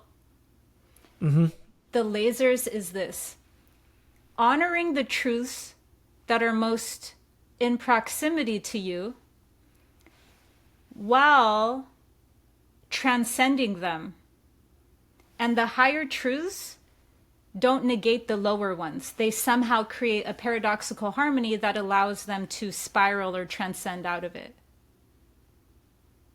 Another way of saying that from like an emotional way is that you have to honor and validate your truth, or you have to honor and validate whatever truth is, whether that's happening in your perception, in your subjective perception, and it's like an emotion that's presenting that truth, or as an objective truth in your reality, which is not based off of your emotions, but it's still closest in proximity to you, such as like gravity, right? So we can transcend those if we honor them. And that's what the beautiful saying from Walter Russell. I had this quote on my Instagram as the top of the bio. I changed it in 2019, but I had it there for 5 years. And it is: mediocrity is self-inflicted. Genius is self-bestowed. You may command nature only to the extent that you are willing to obey her. That's beautiful. It's like a beautiful paradox. You gotta let go of control to have control. You gotta not want it to be obedient in order to command it. Yeah. And what a petulant child to command nature. It would make sense that nature, in this case, let's call it your higher self, would be like, bow to me to collab with me, or bow to me to become me. Yes, we've been talking a lot about like the inverse of things today, and this makes me think of your video on narcissism, which I may have watched a long time ago, but is this related to like the origins of narcissism? No, but we could still segue into that. Because I thought, like in my mind it was like the oh sorry, in my mind it was like connected to the my truth, and then if you're like, oh, my truth is the truth and everybody else is wrong except me, that's kind of what I thought of as like narcissism. Oh, no, you're right. You're right. And that's its subtlest form. So remember how I was talking about like the device of being very kind of like emphasizing a point. In that video, I like to compare my videos to like certain types of music styles. So in that piece was really like honing in on very broad range of narcissism intentionally. It was so intentional. Instead of going into literally how it's a neurobiological deficiency that is an impairment in the neocortex, among other pathways, but in the neocortex specifically, which is where we have conscious and morality. I was going like very broad lens on purpose to kind of show almost the blind spot, which is we can all be narcissists if you start honing in too closely into your truth or your perception or your thing. And then we don't even see how narcissism is passed down to us. Narcissism is like, from this level that I'm talking about it, it's like the way that we adapt to a world that never saw us and that just projected on us. And so if the highest truth is that all reality is a projection, there's really no space between me and you. The space is an illusion. So yeah, that's projection. That's cool. But then if we move that aside, we'll have a second layer of projection. Projection will be like the agreements that create a time-space reality. We'll move that aside. What we'll get is like the projections. We project our subconscious onto one another. And we are parts of each other. So we'll run into ourselves and we'll have the same oversoul. Well, what we're seeing is our oversoul meeting itself through projections. So there's all these different layers of projection that I wanted to honor, but then move aside. And what now we're getting at is that projection in its like very deficient form, in its super narcissistic form, is totally harmful, and it's at the root of violence. Wow, that was very deep. And I like how you peeled back those layers. It seems like narcissism is running rampant in our current modern civilization. It almost seems like it's by design.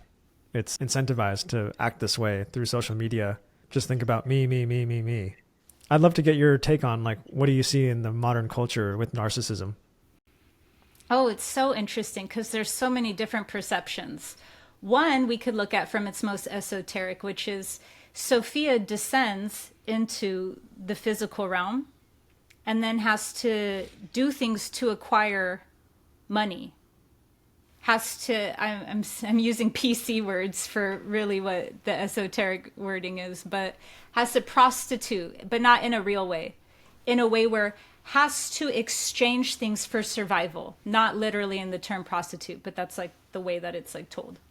So how many times do all of us do that without knowing it because it's not in its most extreme form?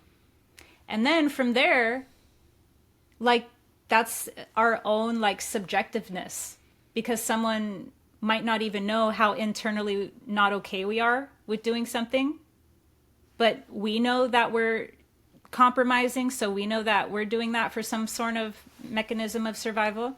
So I wanted to start there when it comes to narcissism, because we can look at it straight up through the survival lens of, we're in a cold, harsh reality that who's going to have my back? I have to eat. That person doesn't care if I eat. This person over here doesn't even want to know my story. This person over here wants to actually gaslight me and tell me I'm a narcissist just because I need to eat. So all they're doing is judging me for what I'm doing. And they don't even care if I eat or not. They want me to die. They want me to go in a river. So who's the bigger narcissist? The one who's like, oh, you're being a narcissist, or the one who doesn't even care? That's why non-judgment is the largest truth. But anyways, I'm showing all these different lenses of how when we separate ourselves from empathy, we can easily become projecting the worst qualities or even our worst qualities onto other people. And that's where I think we should start with narcissism. It's that before we go into like a larger lens. And that's also the level where your thing about the truth is too, because that still coexists within this aspect of narcissism. This is also the same things that point to other people and see what they do for survivalism, but don't see what we do for survivalism and how we act in ways that compromise or prostitute ourselves, is the same level that goes, well, this is my truth. And that's that, without even trying to kind of like pierce through their truths to see if there's some sort of kind of like objectivity. It's very interesting. What you're saying is on a very high level, like spiritually, and I keep bringing it down to like this very material level. Please, maybe that's just where I'm at mentally right now. But you made me think of audience capture. Have you heard this term? But is it like thirst trap? That's part of it. Like influencers is what people that make content are called, because they're thought to be influential to millions of people or whatever.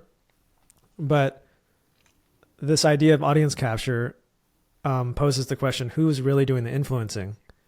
Because influencers are getting all this feedback from their audience. And then if they get positive feedback, they double down on that and they become this more extreme version of themselves. And you get to the point where you start acting like a caricature or like this extreme version. And you see influencers doing this all the time. Like they're behaving in really crazy, irrational ways that they normally wouldn't do if they were just not online. And so you wonder, okay, who's really doing the influencing? The content creator or the audience that keeps demanding that they act in this way and they keep obeying their audience? And it's like what you're saying, they're kind of prostituting themselves out. Yeah. Becoming NPCs. Yeah. No, totally. And also the algorithm's doing that. Totally.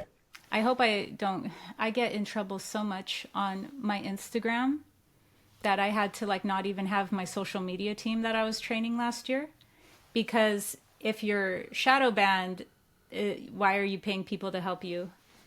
Crazy stuff. So YouTube, I feel now, go figure, so free compared to the other social media. But I'm relaunching that. I just need to get my account monetized again. It's demonetized because of sharing other people's content. So that's another thing. One thing can be really productive, right? If we look at it as an ecosystem. I was sharing people, for example, and they were getting attention. That would be like an economical win-win. The person was happy because the person who shared them credited them, gave them new eyes that they normally wouldn't have gotten. So, and all of this was done without money exchanged. I don't take advertisements. So that was like a win-win for artists or anyone who I would share. Now, to protect accounts from people who didn't do that correctly, like I was, who was stealing people's content, not like putting their brand on it, all this stuff, the algorithm trying to fix one thing, accidentally, who knows, made people more narcissistic, because now you'll get punished if you don't create original things. And maybe for other people, that's not hard. They're like, oh, boo-hoo, you have to create your own original thing. But it's like, if there's no incentive because your genre is one that always gets in trouble like me, then all you're left with is going like, be yourself. Oh, that didn't get me in trouble. Okay. Do good. So other people now, sorry, that was me venting. Other people now are having their own version, which is like not my genre. My genre is like, F the system. You're powerful. Like, I don't know, because on IG, I'm so not myself. I'm like, whatever will, help funnel people through to my YouTube channel. So that's all my IG is. But other people, that algorithm shift did something else maybe. And so it seems like for their trend, maybe they weren't sharing other people as much, or maybe they never were sharing other people in the first place. But instead now the algorithm is rewarding them by showing it to more people, which is giving them more likes, which is giving them more engagement that's organic.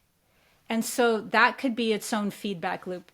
And what I've learned is that algorithms work differently for different genres. So you're right. This could actually be intentionally feeding off of a specific niche to characterize it. Yeah, you're totally right. It's probably not even the audience anymore that's dictating the behavior of the content creator. It's the algorithm, because I'm looking at like followers and subscribers, and they kind of mean nothing anymore. Like subscribers, when I first got on YouTube, were everything. You'd be like, please subscribe. That was everything. And now I have more subscribers than I've ever had, but I'm actually getting a lot less views than I used to. And it's almost like this inverse relationship where I'm getting more subscribers, but I'm getting less views. So I'm at the point where I'm like, don't subscribe. Just like somehow subscribing is hurting things. I don't think that correlation proves causation, but what I am seeing is that the algorithm is like, people don't go to their subscription tab anymore. They go to their home section, and that just spits them out like a curated feed of videos that they think are going to capture the person's attention, rather than showing them the things that they consciously said, I want to opt into, So it's a different, it's that For You section. It's the recommended stuff. It's people are trying to game that system. And how can I get my video to be recommended? Okay, let me copy Mr. Beast or something, Oh, yeah. Yeah. And that's another thing. Sometimes what shows up, because I'm launching a team now. I got verified finally. So oh, good. I know. Yeah, finally. Like, it took forever because they wanted me to change the picture to my face and I didn't want to. So it took longer, but I waited. So I'm now going to be launching a team, but the Mr. Beast thing.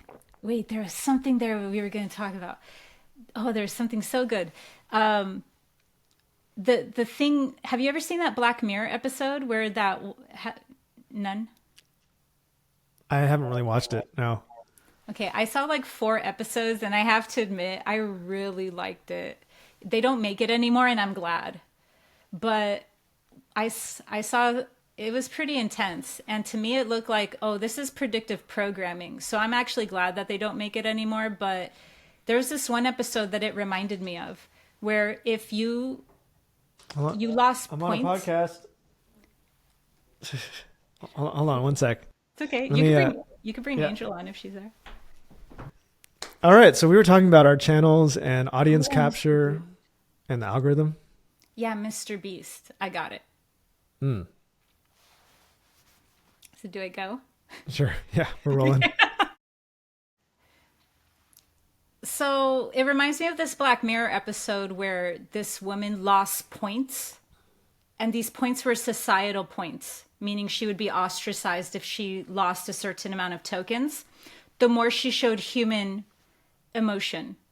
And I know that that doesn't perfectly transfer over to what we're talking about, because actually at this point, people are doing things for tokens and points through emotions. People are posting themselves in very like vulnerable ways. And you get the gist of what I'm saying. There's a model, and we're all trying to feed the algorithm. You know what's crazy? Yeah. I've seen part of one Black Mirror episode, and I believe it was that one. Oh, Yeah. All right, yeah. there you go. She was like a bridesmaid. Yes, Yeah. yes. And she was so desperate for points, and she tried to rent a car or something. And that was a while ago. I watched it.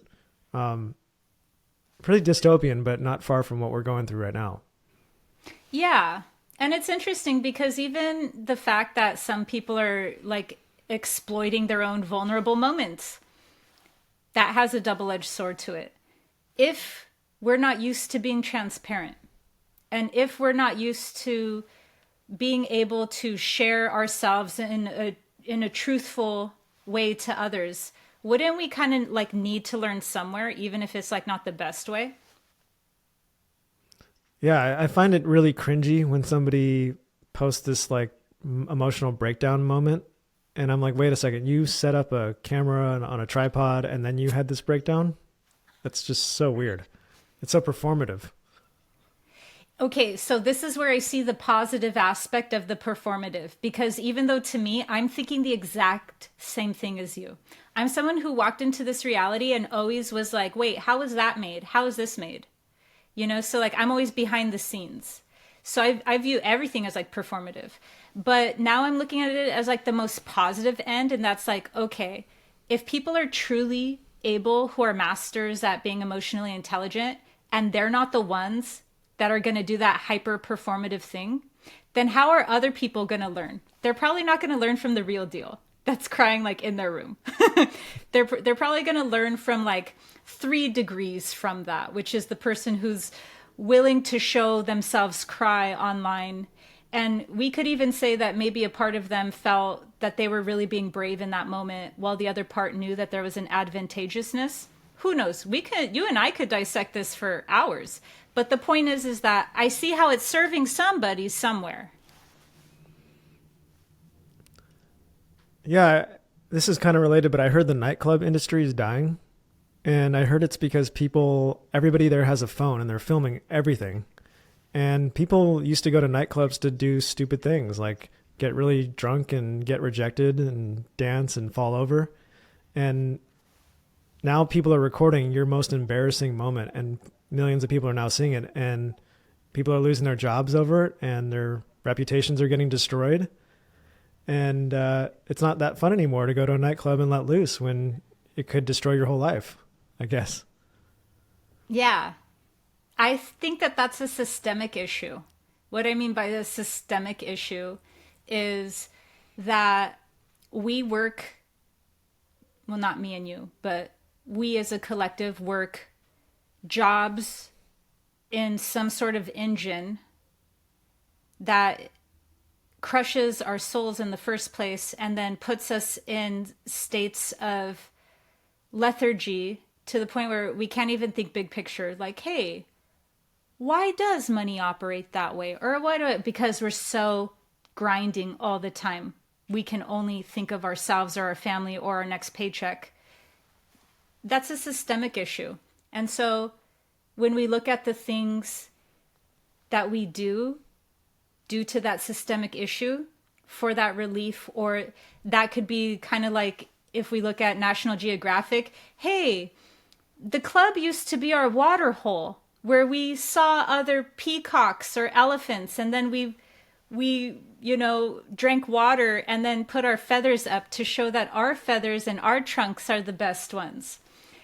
But instead of it being a water hole, it's like a systemic issue where we're being parts of ourselves in a tribal setting in order to mate or in order to meet people and stuff like that.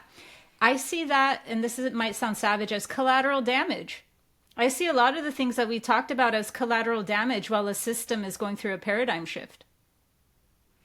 Yeah, I totally agree. I think we're going through this very uncomfortable phase right now while we're transitioning on the other side to something, hopefully, that's beautiful. But like we were talking about in the beginning, there is this spiritual war that's happening. Which side do you think is going to win? Okay. Do you know that I say the powers that were in my videos? Have you ever heard me say that? Not that I can recall, but I'm sure I've heard it. I will not say the powers that be. I'm sure you hear the powers that be, right? Yes. I will not say that. You couldn't pay me to say that. If I said the powers that be, you would have to pay me $1,000,000. Why would I give my consent that you're the powers that be? Even if you are even if you're the house right now and the house is winning, you'd have to talk about an advertisement. You don't get that from me. The powers, so a true magician, to answer your question, would say the powers that were. And they say it is already done. It's not even a question. So now we're just on a timeline where it's already done and they were the powers that were, and now we're just watching all of that unfold, and so it is. And how do we realize that we have the power or that they were? How do we come to realize this? There's a very cheap and direct way. You put on that one cassette and you play that song, I got the power. I love that. Yeah, it reminds me of like a horse that you tie an invisible rope around and then you like lead it around, and it's actually not tied to your hand at all, but it's so conditioned to think that it's on the rope that it just obediently falls, but it's actually not attached at all. Yeah. Yeah, and that's what you and I are doing. That's what so many people are doing. So many of us already have that momentum that we have made. And then that morphic resonance field now becomes that. And so I kind of linked in one of my videos, I directly linked the 100th monkey effect to the morphic resonance field. I hope that Rupert Sheldrake doesn't view that as blasphemy. But to me, it wasn't even a creative link. It just looked exactly natural to me. So I don't know if he believes in the 100th monkey or anything like that. Was this that experiment where there was many islands and they gave monkeys the food that was covered with sand, and then eventually they started washing the food on one island, and then that instantly all the monkeys on all the islands started washing their food? It was like morphic resonance. Yeah, it was memed. I totally think that's morphic resonance. Yeah. Yeah. So we've already activated that template. And there's other things we can do stronger, like for instance, influence, like how you were talking about influencers. Influence goes both ways. So influence also means that the energy now, just like trends, I don't mean trends in clothing. I mean like how trends get pushed in specific directions over time and influence. Trends get created. That's already happening popularly because in the 80s, they could not talk this openly the way that I talk. And I have people at my in-person events, clients, I have people all the time. I attract an older audience. I have people always tell me that they look at me and that they see themselves, but what they couldn't be and what they couldn't say, and like the life they couldn't lead. And they're like shocked that I'm saying all these things online. And they're like, you don't understand the way life was. We had to like be silent. We had to like pretend that we went back to sleep or whatever that was. So all of that's not just me. It's representing the energies within the spirit of this age. And another way of saying the spirit of this age is saying like the trends now that are able to be. And don't get me wrong, I get repercussions all the time. So I'm not saying, oh, it's 100% safe, in the spirit of this age, but it's a lot safer. And you're not ostracized the way that past ages couldn't talk this blatantly and openly about the things that we talk about. So because of that, the spirit of this age has so much richness to it, but also like a lot of the themes within it are ones that are deeply fulfilling and healing to the human psyche. So we're like healing other people through being able to like fulfill our purpose and fulfill our dharma. And so I'm saying all of that to say that the trend is there. It is so. But now we play even more active roles in that. And so when I look into how much more of an active role I could make, to me, it's influencing people who have a lot of power. Because what is the influence types now? We look to people who are 100% sold, 100% bought by very devious, let's say high-level clothing brands. But we view them as the trend. We view them as like, oh, that's what's popular and cool. And then the algorithm backs that up. Okay, fine. I'm like at a point in my life, I'm so happy, like I'm not like why is that happening? But you'd be surprised how many people follow me on Instagram. And you'd be surprised, because now I have the check mark. like if we start influencing people that are even larger, now we can start making whole new paradigm changes. And even without them, I'm not even saying it's dependent on them. What I'm saying is that we can make consciousness cool. We are making consciousness cool. People who weren't conscious are seeing you and me talk and they're going, wow, they're cool. You just pointed out something. I think that authenticity is a great trend that's emerged. One of the greatest things that's emerged from the internet. And it seems like if you are being really authentic, that seems to be well received online. And anytime I see somebody faking something or being too scripted, it seems to get torn apart online. And that was like an old paradigm, which you're talking about. In the 80s, people had to stick to a script. On TV, it was very, the whole media was like orchestrated and the narrative was very tight. But now it's people that are like Joe Rogan, who kind of just riffs all day long. He just says, oh, who's on my show today? All right, let's just talk about whatever. And you said that was affecting power now. Whereas like, say what you want about our last election or Donald Trump, say whatever you want about him. He can be on a podcast for like 5 hours and just talk nonsense. Whatever he says, forget what he says. Just, he can be authentic for like 3 hours and just talk shit. Whereas Kamala Harris had to be very scripted and controlled and had to stick to this very tight narrative. And if she deviated at all, just a little bit, it would be a catastrophe. So in the end, it was kind of like a battle between the establishment and this authentic, many other adjectives you could fill in there, but authenticity kind of won out. Like the raw ugliness of truth, and then like the like polishedness of PC. Yeah, I probably shouldn't have brought those politicians into this because those are triggers that, I'm not triggered. You won't, but I'm just thinking, I was trying to say it in a way that wouldn't be like, how could you say that Trump is authentic? Look, he's lied about these 4 things. Like, I do personally feel like, and I'll talk about anything, but I do personally feel like it would trigger people.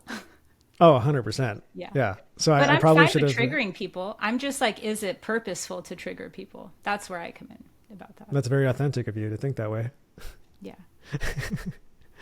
Because it's like a me and you meaning the collective. So for me, it's like for instance, sacrifice is the false light. I've made a video on how sacrifice is completely linked with the false light, but videos are a funny thing, and you only have so much energy, and there's a collective asking. I never got around to the second arc of that, which is sacrifice in its proper organic form is the sign of a mature being. It is the one to see beyond themselves in a way where they're still honoring themselves. So this doesn't mean I have to sacrifice, because remember, that's the false light. The false light says, sacrifice yourself. Okay, well then now you just have unfinished business and you're a ghost. But if there's a way where the paradox of, oh, this is no longer a sacrifice because now I'm at a level where I've shed enough of myself. I've reborn enough of myself. I've gone through that alchemical process. Now there's this one left part. It's no longer like, oh, I am sacrificing. Now there's just this, can you grow with your own free will to meet this last part? And when you with your own free will go, I can include this part for the greater good, that is sacrifice. You're reminding me of many Disney movies have this theme, the old ones. Like Peter Pan, for instance, was all about sacrifice. And it was about Peter Pan refuses to sacrifice certain things and become an adult. And so he entices these young boys to stay in Wonderland, the Lost Boys, and never grow up, never face any responsibility. And then there's Wendy that's like, hey guys, you got to grow up. You got to grow up. And Peter Pan's off in this like dream world where he's like, oh no, I'm in love with Tinkerbell and these mermaids and things that aren't real. And he's trying to entice these boys to never make a sacrifice to become adults. And I did a video with Jordan Peterson a long time ago about this. And he said, if you don't make a sacrifice when you're young, you're going to pay a bigger price later. So you don't get to not make a sacrifice. But you can choose your sacrifice. So if you're acting like a child when you're 25, that's kind of, all right, you're still a kid, I guess. If you're acting like a child when you're 35, people are like a lot less thrilled with you. The things that you thought were funny aren't that funny anymore. And then if you're acting like a child when you're in your 40s, you're on your mom's couch. It's just pathetic. So the longer you don't make that sacrifice, the bigger price you're going to pay eventually. That is so true. That was beautifully said. Thanks. Yeah, Peter Pan's pretty deep. Yeah, there's a lot of deep symbolism. Like Captain Hook represents the tyrannical adult that kids are afraid to become. And Captain Hook is afraid of time. He's been consumed by time. And that's the crocodile that always chases him. And it plays that tick, doot, doot, doot, doot, doot. Time already has a piece of him. It's eaten his hand off. So he's being consumed by time. So the kids are afraid to become like Captain Hook. Whoa. That's so... It's pretty deep when you think about it. Like Peter Pan is not a hero. He's like somebody you don't want to be like. Oh, for sure. Yeah. Yeah. So I actually have a question for you. There's a few things you've said that have piqued my interest over a few topics we covered. So my question is, do you believe there was a good old days and that good old days was great? That's a really good question. And I think that it's probably just natural programming to believe that the time that you grew up was the good old days. So for my parents, the 50s, 60s, or whatever was the good old days. For me, the 90s was like a perfect time to grow up. All these, like we're talking about the pendulum swinging. To me, the pendulum was like perfectly balanced in the 90s. Like we had good stories. People believed in the future. Men and women had very good relations with each other for the most part. Now, today, I would not want to be a kid growing up. It's like these kids today are like guinea pigs. They're medicated. They're exposed to all these things that we don't know what the consequences are. And so hopefully we've learned quite a bit from what happened with Gen Z. So that this next generation, I think it's called, we had Gen Alpha. Now it's a new generation now, Gen Beta, are people born in 2025 and after. Oh, I mean, It's kind of like there really is no separation between the generations, but we like to cut things up and label them. But yeah, I'm optimistic for the future. I think we are going to find this balance, and the new parents raising kids coming up now are going to be attuned to how, they're not going to let Disney Plus and social media raise their kids. They're going to actually take them outside, hopefully. Right? Yeah. Yeah, I actually am very biased as well towards the 90s. And I was too even young in the 90s, and I still remember going like, oh, this is the best. Because I wasn't really a kid, so I was like, oh my God, 90s is the best. So that could be my bias too. I was talking more about larger trends. Like when you said something like, well, we were religious and now we're not. And then we were this and now we're not. Like it felt to me almost like you were saying, and if you believe this, that's fine. I don't care. But like it almost felt like saying like the things that we lack now are what was good and needed and right. Well, that pendulum I don't know if it's ever been balanced. It's always like on its way to some side. Yeah. And For a long time, we were way too strict on religion, and people got traumatized. And it took us a century to kind of reject religion and realize that we could have our own direct path to God. But now we've destroyed all our common belief systems.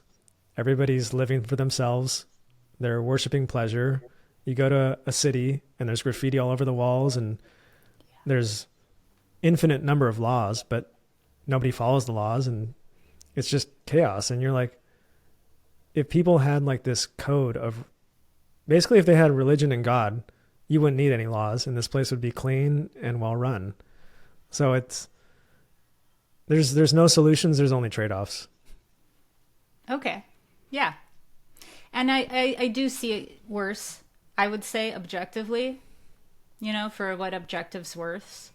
I do see a lot of it, though, as just like uncovering. Like a lot of the things that people are now really discovering about dark movements, or not movements, but movements around exposing the dark, like that was always there.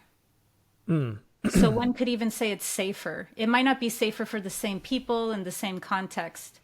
One could say it's safer for trade-offs, like you said, because it would be scary to be a kid in the 70s with all the stories I've heard. And then you had nobody acknowledging that. And it's messy and it's ugly now that we go, hey, do you want to be touched? But it came from somewhere. Yeah, I think I was a bit too relative with my answer, where I was like, oh, the pendulum's always moving.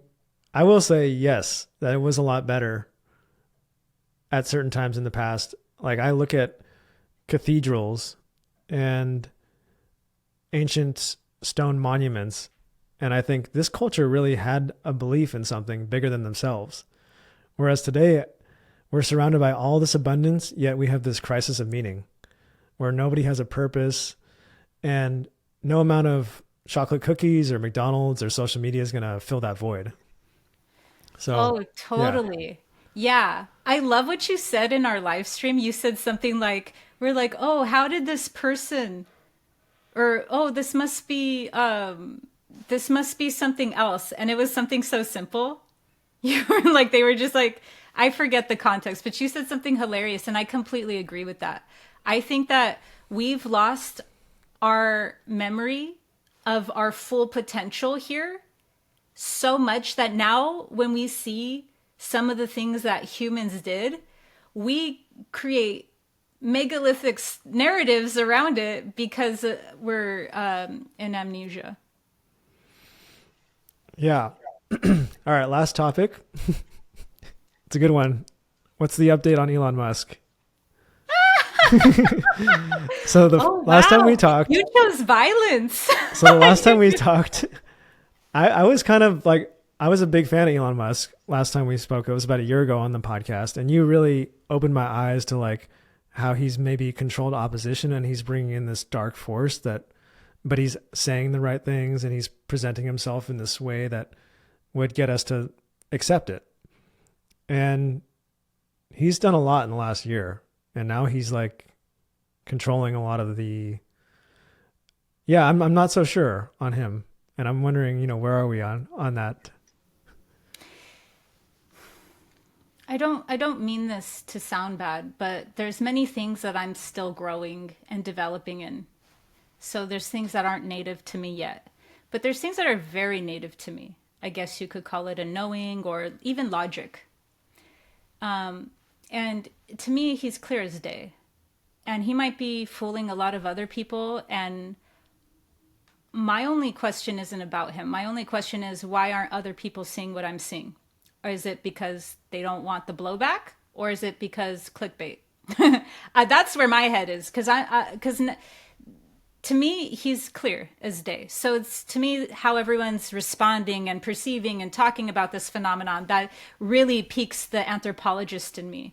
Him proper, he is the foretold poster boy of a secret society, and allegedly, he is, to be more precise, doing the work of the Thule Society. He is carrying off He is being passed the baton. I am not saying that I have proof for that. I am not saying that I have direct links. But the Thule Society has a specific agenda.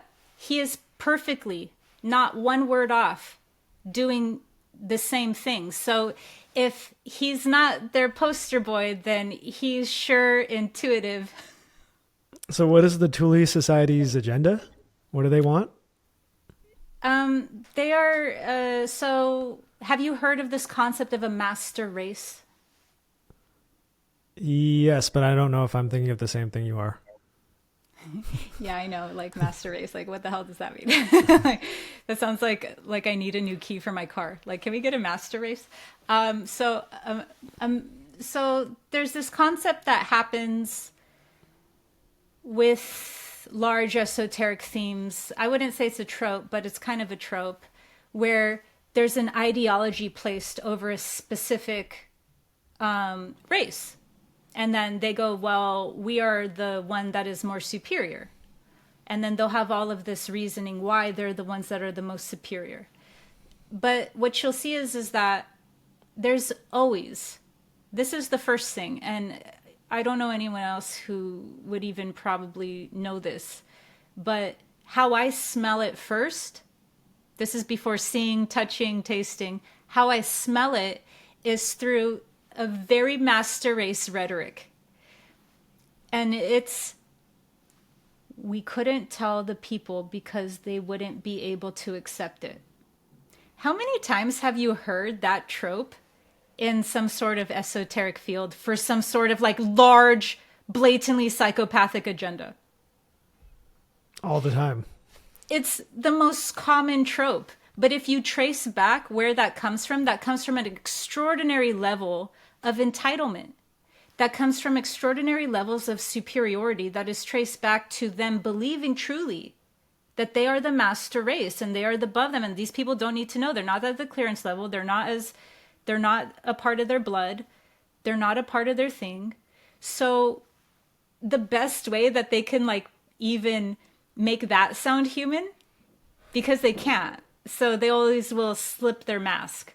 So the best way that they could even make that sound to us to where we would buy it if we didn't know what rhetoric was and we weren't versed or educated in the trivium, we would buy it and we would just repeat it. And we would say also, well, if the public knew that, what? Because we're doing so great as a public right now?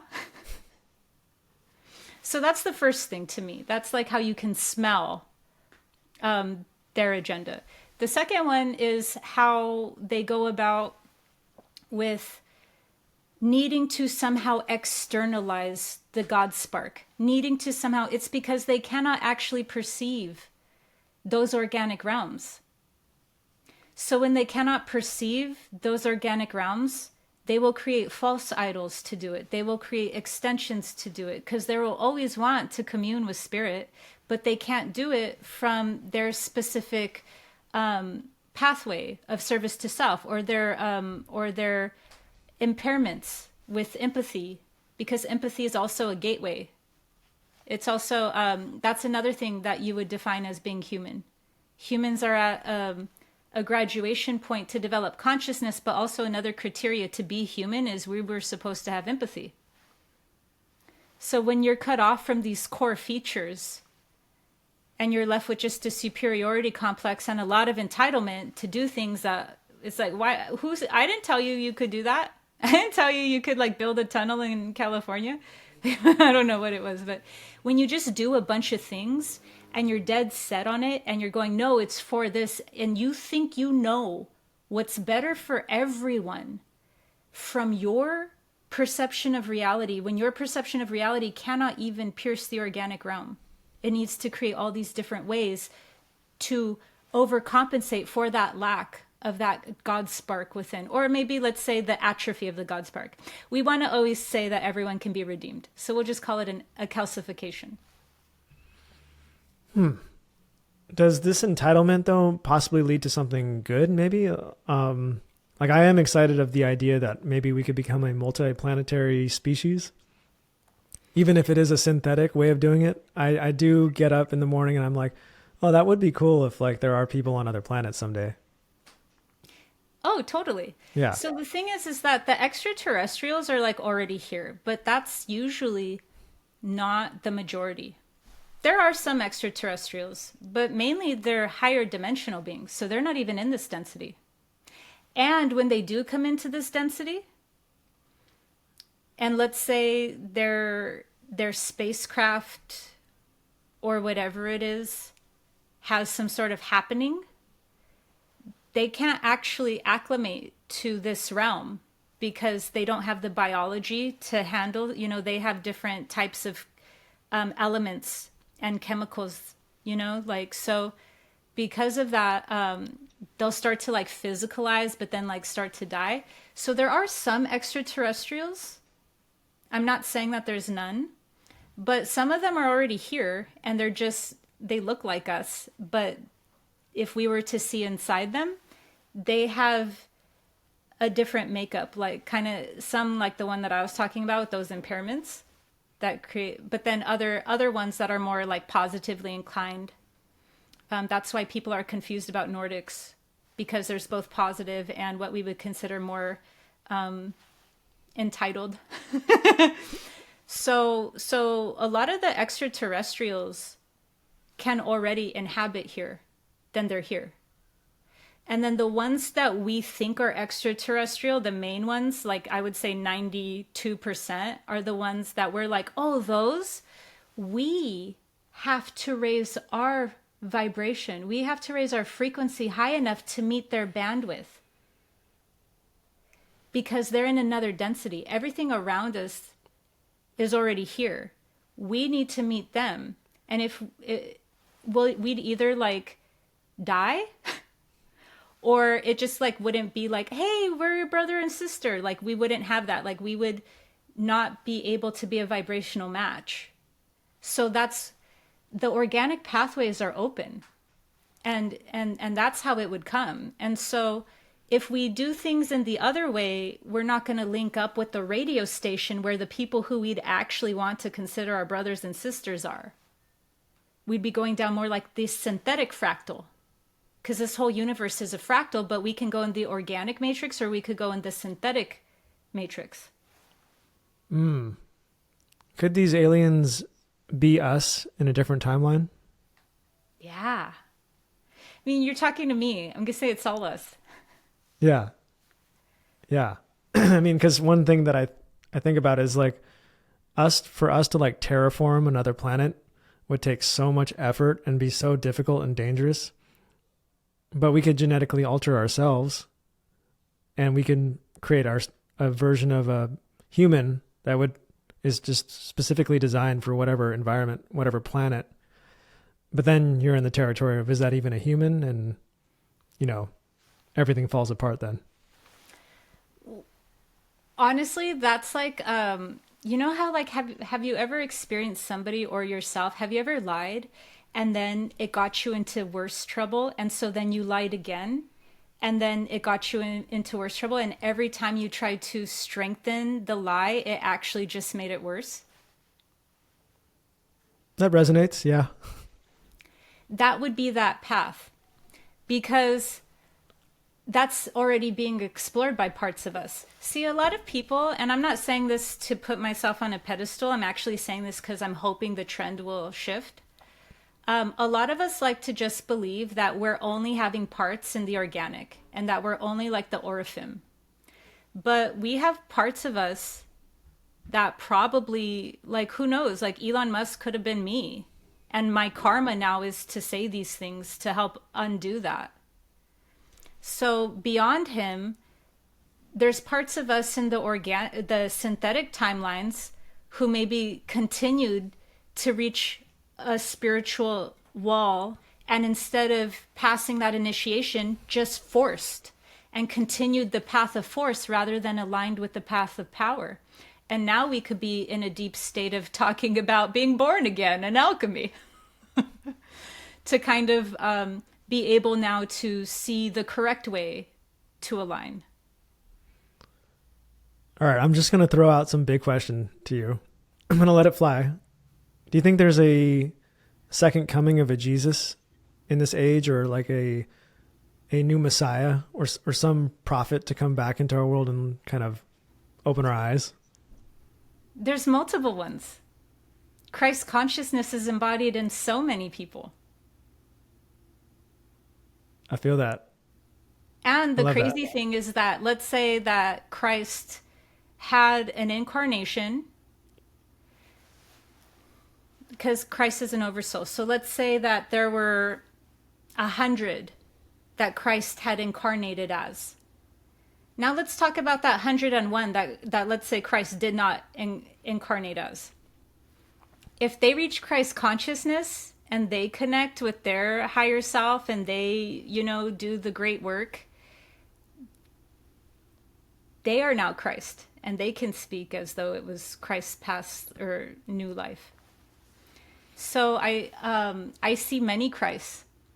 I don't want, yeah. I have my mom. She I'm trying to like wake her up, but in like subtle ways. So I pay her to take notes, but it's just because I want her to like wake up. So I pay her to take notes on one of my colleagues. I think he's Christ.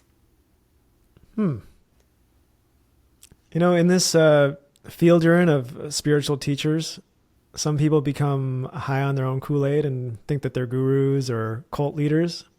Like, how do you avoid becoming a cult leader yourself? Well, it's funny too, because you get called that no matter what you do. I don't have a membership portal. I only hold events for 4 days. That's my longest. It's my retreats. So when you're in a position like this, you will get called a cult leader, even if you don't want to live with other people. I don't want to live with other people. So I get called it anyways. I didn't even do the crime and I got the time. So you're just like, when you got Pisces rising, Jesus superstar vibes, you're sharing things, you're going to get called that. But I'm just going to be honest, like, it's very easy for me not to abuse power. And that could have been from lifetimes of abusing power. Who knows? But I get a lot of admiration. A lot. And it never has made me not think of, like, I go to the bathroom, I do whatever. So I'm just going to give that to Sanat Kumara, the Ascended Master of Alchemy, because Sanat's very present in the beings who care about integrity and purity. So if your main value is integrity and purity, then whatever power you get, you're able to give to like a larger force. Yeah, I'm very impressed with what you've built and what you've done. Like, you don't seem to abuse your power. You're not like charging people. You don't have sponsored videos. It seems very like you're just channeling this really powerful energy through you and sharing it with as many people as possible. And it feels very authentic.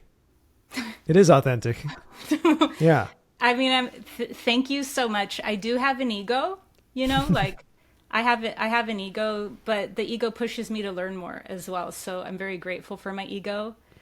But yeah, so I really appreciate that. And that only to me just is the universe telling me to refine me, because that's the level that people are hearing me at. So thank you. Of course. Yeah. I'm a huge fan of Tony Robbins too. I think he's been great for decades, and I'm pretty skeptical of like people that say that they're a spiritual teacher or whatever. Like, I was very skeptical of Joe Dispenza at first, but now I'm like, oh wow, this actually works. And Tony Robbins came out with something that was very smart psychologically. He said, he came out with this series called I Am Not Your Guru.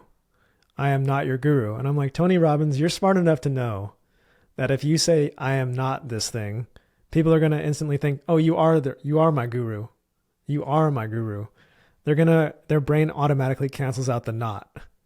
If I say, don't think of an elephant right now, you're thinking of an elephant, Oh, so it's like, yeah. He's positioned himself as like, oh, no, I'm not the answer. But it's like, really, I am the answer. But I do love Tony. Very interesting. But I thought that was a nice psychological trick there to get people to get on board. Yeah, and I believe Jordan Peterson said this, and this is very applicable to the magician archetype as well. You need to own your monster. You actually have to unleash it. And then once you've unleashed it, you can learn how to pull it back. Is that what he said? He says, a harmless man is not a good man. A good man is somebody who can commit horrible acts, but voluntarily chooses not to. So Beautiful. you want to become as dangerous as possible and then learn how to not use it. So if like a bunny rabbit comes up to you and doesn't attack you, is that a good, kind bunny rabbit? No. But if a grizzly bear comes up to you and, smiles at you, that's a very nice grizzly bear. So it's like, it's the same thing where I hear people saying, oh, I'm celibate. Well, did you have any sexual options to begin with? Because it doesn't really mean much if you didn't have any opportunity. It means a lot more to be good when you're capable of doing bad. Basically, the more you're capable of doing wicked things and the more you don't do that, the better you are. Totally. Yeah. And that's the same for manipulation and intelligence. The higher intelligence you are, you will manipulate, but not because you're trying to, but because you're smart. So at that point, you have to say, how can I manipulate people into learning better? How can I manipulate people into thinking and expanding this? So every person who's highly intelligent has a stronger capacity for manipulation. I've seen sociopaths and narcissists manipulate. It's a joke. So maybe if somebody is in a romantic bond with them, it's hard for them because it's always hard in romantic bonds for anything, for all of us. But beyond that, it's not hard. So as long as you're not in a romantic bond with a narcissist or a sociopath, their manipulations are jokes. They're not good. High manipulation, like real manipulation, is from high intelligence. And so one of the traits in mysticism is to learn how to cultivate yourself to the highest capacity, like charm. Charm's also considered like a sign of a good teacher. Instead, in the world, we view it as like bad and cheap. But charm, or being able to articulate, so these are signs of like high intelligence. And with that, you'll know that even if you don't mean to, people will mishear you. And so a task of a person like me and Tony Robbins and many of us is learning how to use the manipulation for good, like the magician. Yeah. Manipulation sounds like such a dirty word, though. I feel like there's got to be a better way of saying this, because it's not, manipulation is just sounds bad, but there's ways to kind of, you have good intentions and you want to share it with the world, and you got to do it in the best way you can. Yeah. I said manipulate the way that you like make words, put words on a keyboard together, like letters to make a word. But yeah, there's probably a better word, like transform or something. Yeah, I did a video on Immanuel Kant, a philosopher from a few hundred years ago, and he stripped away all religion, and he was like, what is the core of ethics? And he came to one rule for life, and that is never use someone as a means to another end. Only use people as the end. So if you use somebody as a means to another end, that is unethical. But if they are your end, that is ethical. So the example we used in the video was, if you got your wife a burrito from Chipotle to make her happy, that is good behavior. If you got your wife a burrito from Chipotle so she would do something for you, that's unethical. So with my audience, I always want to put them as the end. I'm not trying to show them a video so I can sell them something. I am trying to, they are my end. The video is to pass knowledge onto them to make their life better. And I guess that might sound cheesy, but that's the goal. They are my end. And I always keep that in the front of my mind, that I'm not going to use the audience or the viewers as a means to something else ever. That is like the healthiest masculinity I've ever heard. Oh, I am like so honored oh, to know you and to have collaborated with you.